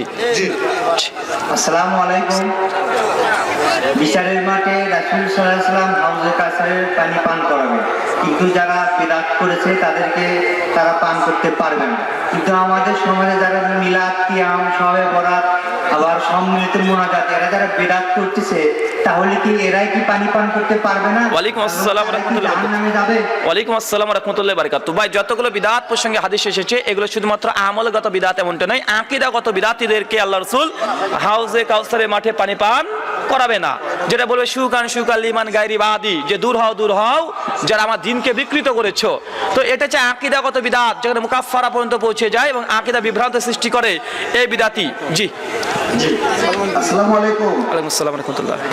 জানাজা নামাজ সূরা ফাতিহা ছাড়া হয় কি? সহিহ বুখারী স্পষ্ট আব্দুল ইবনে আব্বাস থেকে হাদিস বর্ণনা আছে, আল্লাহ রাসূল বলেছেন সূরা ফাতিহা পড়তেন, আল্লাহ রাসূল পড়তেন। আর আব্দুল ইবনে আব্বাস রাদিয়াল্লাহু তাআলা বলেছেন যে বিশ্বনবী পড়তে শুনেছি, এটা মারফু হাদিস। সূরা ফাতিহা জানাজাতে অবশ্যই পড়তে হবে। সহিহ বুখারী কিতাবুস সালাত হাদিস নম্বর 756, সুনান তিরমিজি 311 নম্বর হাদিস। উবাদা বিন সামিত বলছেন, লা সালাতা লিমান লাম ইকরা বি ফাতিহাতিল কিতাব, লা সালাতা, কোন সালাত নেই। কোন সালাত মানে নে জোহর, নে আসর, নে মাগরিব, নে ইশা, নে তারাবি, নে তাহাজ্জুদ, নে জানাজা, লা সালাতা, কোন সালাত নাই ইল্লা বি ফাতিহাতিল কিতাব, ফাতিহা ব্যতীত। জানাজাতে সূরা ফাতিহা পড়তে হবে। আসসালামু আলাইকুম। আমার একটা কথা আছে, বলবো নিষেধ করা মা খালা প্রভু সাথে জেনা করার মতো কি পাপ হয়? ওয়ালাইকুম আসসালাম ওয়া রাহমাতুল্লাহি ওয়া বারাকাতুহু। ভাই প্রশ্ন করেছেন, নেশা পান করা মা খালার সঙ্গে জিনা করলে যত পাপ হয় তত পাপ হয় কি? জি না, নেশা করার সঙ্গে হাদিস নেই। কেউ যদি 1 টাকা সুদ খায় তো 36 বার জিনা করলে যেমন, মানে মায়ের সঙ্গে জিনা করলে যেমন পাপ, ঠিক তেমন পাপের কথা সুনান তিরমিজি, আবু দাউদ, ইবনে মাজাতে হাদিস এসেছে। তবে কেউ যদি নেশা করে, সুনান ইবনে মাজাহ 3318 নম্বর হাদিস, বিশ্বনবী বলেছেন তার 40 দিন ইবাদত কবুল হবে না। জি, জাযাকাল্লাহু খাইরান। আচ্ছা, কয়জন আছেন আপনারা? ওটা ছেড়ে দেন, ওটা আগে বলুন। জি বলেন। এই 5 জনই, আর কেউ দাঁড়াবেন না, এই 5 জন। আসসালামু আলাইকুম। ওয়ালাইকুম আসসালাম ওয়া রাহমাতুল্লাহ। সাহেব, আমার প্রশ্নটা হলো যে মসজিদে মেম্বারের উপরে ডান পাশে আল্লাহু এবং বাম পাশে মুহাম্মদ লেখা যাবে? ওয়ালাইকুম আসসালাম ওয়া রাহমাতুল্লাহি ওয়া বারাকাতুহু। ভাই প্রশ্ন, মসজিদের এক পাশে আল্লাহু, এক পাশে মুহাম্মদ লাগানো যাবে কি যাবে না? মসজিদ না, পৃথিবীর যে কোনো স্থানে যদি এটা লাগান, এটা লাগানো উচিত নয়। শেখ সালেহ আল উসাইমিন রাহিমাহুল্লাহ ফতোয়া আরকানুল ইসলাম ফতোয়া নম্বর 134 তিনি বলেছেন এটা থেকে শিরক উৎপন্ন হওয়ার আশঙ্কা আছে। এক পাশে আল্লাহ, এক পাশে মুহাম্মদ, এটা লাগানো যাবে না। যদি কালেমায়ে শাহাদাত কেউ লাগাতে চায় তো লাগাতে পারে মসজিদের বাইরে, মসজিদের সামনে গেটে যেন না হয়। জি, আসসালামু আলাইকুম। আমার প্রশ্ন হলো, বাংলাদেশে যত লোক এনজিও চাকরি করে রুজি করতেছে, এই রুজিটা হালাল না হারাম? ওয়ালাইকুম আসসালাম ওয়া রাহমাতুল্লাহি ওয়া বারাকাতুহু। সূরা বাকারা আয়াত নম্বর 275 থেকে 79, সূরা ইমরান আয়াত নম্বর 130, সূরা নিসা আয়াত নম্বর 161 আল্লাহ সুবহানাহু ওয়া তাআলা সুদকে হারাম ঘোষণা করেছে। এক, এখন আপনি যে চাকরিটা করছেন, যদি আপনি মনে করেন না এর মধ্যে সুদ আছে, আশঙ্কা আছে, এই চাকরি আর হালাল নয়। এখন বাংলাদেশের যে এনজিও, এই সম্পর্কে আমার ধারণা নাই, তাই আমি এই বিষয়ে স্পষ্ট কোনো ফতোয়া দিতে পারবো না। এই জন্য বাংলাদেশি ওলেমা মাশায়েখ যারা আছে তার সঙ্গে যোগাযোগ করেন যে আপনি কেমন চাকরি করেন, কি সিস্টেমে করেন, তারা এই সিদ্ধান্ত দেবে। যদি আপনি নিশ্চিত জানেন যে সুদ আছে, করা যাবে না। জি, আসসালামু আলাইকুম। ওয়ালাইকুম আসসালাম। সাহেব, একটু আগে আপনি উত্তর দিলেন। আমার এক ভাই প্রশ্ন করেছিল যে যারা নেশা জাতীয় দ্রব্য পান করে তারা কি মা, খালা, পুকুর সাথে জেনা করে? এরকম আমি একটা হাদিস দেখছি, হাদিস সম্মানে 1668 নাম্বার হাদিস। মূল হাদিসটা বলেন, হাদিস নম্বর তো ফাইজ হিসাবে লেখা, মূল হাদিসটা বলেন। আত-তাবারানী সহিহুল জামি 3345 নাম্বার হাদিস। আচ্ছা, যদি থাকে আলহামদুলিল্লাহ, আমার জানা নেই। লেখা আছে যে ব্যক্তি তা পান করলো সে যেন নিজ মা, খালা এবং পুকুর সাথে ব্যভিচার করলো। জি, যদি থাকে আলহামদুলিল্লাহ, আমি নাই অস্বীকার করি না। আমি এই মর্মে একটা হাদিস আছে যেটা নেশার সঙ্গে যুক্ত নয়, বলছেন আমি সুদের সঙ্গে যুক্ত। যদি থাকে, আমি ছোট করি না, আমি একটা হাদিস আছে। না ঠিক আছে, জাযাকাল্লাহ খাইরান ভাই, আমি অস্বীকার করি নাই, আমি ওই হাদিসটাকে অস্বীকার করি না। আমি বলেছি এই মর্মে একটা সুদ প্রসঙ্গে হাদিস আছে। ভাইকে জাযাকাল্লাহ খাইরান, ধন্যবাদ। জি, আসসালামু আলাইকুম। আমি ডক্টর জাকির নায়েকের একটা বক্তব্যে দেখছিলাম যে যখন কোনো শিশু জন্মগ্রহণ করে, সে হোক ইহুদি পরিবারে বা খ্রিস্টান পরিবার বা মুসলিম পরিবারে, সে মুসলিম হয়ে জন্মগ্রহণ করে। তো আমরা জানি যে কোনো শিশু যদি জন্মগ্রহণ করে মৃত্যুবরণ করে, সঙ্গে সঙ্গে তো সে কি আমাদের দিনে তার মানে পিতা মাতাকে সহ জাহান্নামে যাবে, মানে জান্নাতে যাবে। তো সে যদি শিশুটা যদি মানে খ্রিস্টান পরিবারে মানে জন্মগ্রহণ করে মারা গেল, তো কি সে তার খ্রিস্টান পিতা মাতাকে সঙ্গে নিয়ে জান্নাতে যাবে? মানে এটা জানতে চাচ্ছি যে কোনো। ওয়ালাইকুম আসসালাম ওয়া রাহমাতুল্লাহি ওয়া বারাকাতুহু। ভাই প্রশ্ন করেছেন সূরা রুম আয়াত নম্বর 30 এবং সহিহ বুখারী হাদিস নম্বর 1328 বিশ্বনবী বলেছে প্রত্যেকটা আদম সন্তান যখন জন্মগ্রহণ করেন দিলেন ফিতার, তো মুসলিম হয়ে জন্মগ্রহণ করে। এখন কোনো সন্তান যদি খ্রিস্টান ঘরে জন্মগ্রহণ করেছে, এর মতো পরিস্থিতিতে শিশু অবস্থায় মৃত্যুবরণ করেছে, এখন এই শিশুটা কি জান্নাত যাবে না জাহান্নাম যাবে? সুনান আবু দাউদ হাদিস নম্বর 495। বিশেষ করে মনে রাখবেন মুজাফফর বিন আপনাকে চাইতেছে। আচ্ছা, আমরা এই প্রশ্নটা শেষ করছি, ঠিক আছে ভাই? একটা জরুরি ফোন এসছে, শেখ মুজাফফর বিন মোহসেন অনেকক্ষণ ধরে ফোন করছে, আর আমরা আলোচনা মানে এটাতে শেষ করছি। যাই হোক, যদি সন্তান এমনটা হয়, যদি তার 7 বছর বা বুদ্ধি হওয়ার আগে যদি মৃত্যুবরণ করে, ইনশাআল্লাহ আশা করা যায় সে মুসলিম অবস্থায় মৃত্যুবরণ করবে। কিন্তু বুদ্ধি হওয়ার পরে 7 বছর পরে বা 10 বছর পরে তারপরে যদি মৃত্যুবরণ করে, তখন যদি অমুসলিম থাকে অমুসলিম হয়ে মৃত্যুবরণ করবে। আসলে সেটা স্পষ্ট হয়েছে। মহান সত্য আলোচনা হচ্ছে দোয়া, এই প্রার্থনা আলোচনা আমরা যে আলোচনা করলাম সকলে কবুল করো, বলি আল্লাহুম্মা আমিন। এই দোয়া রেখে আলোচনা প্রশ্নোত্তর শেষ করলাম। সুবহানাকা আল্লাহুম্মা ওয়া বিহামদিকা আশহাদু আল্লা ইলাহা ইল্লা আনতা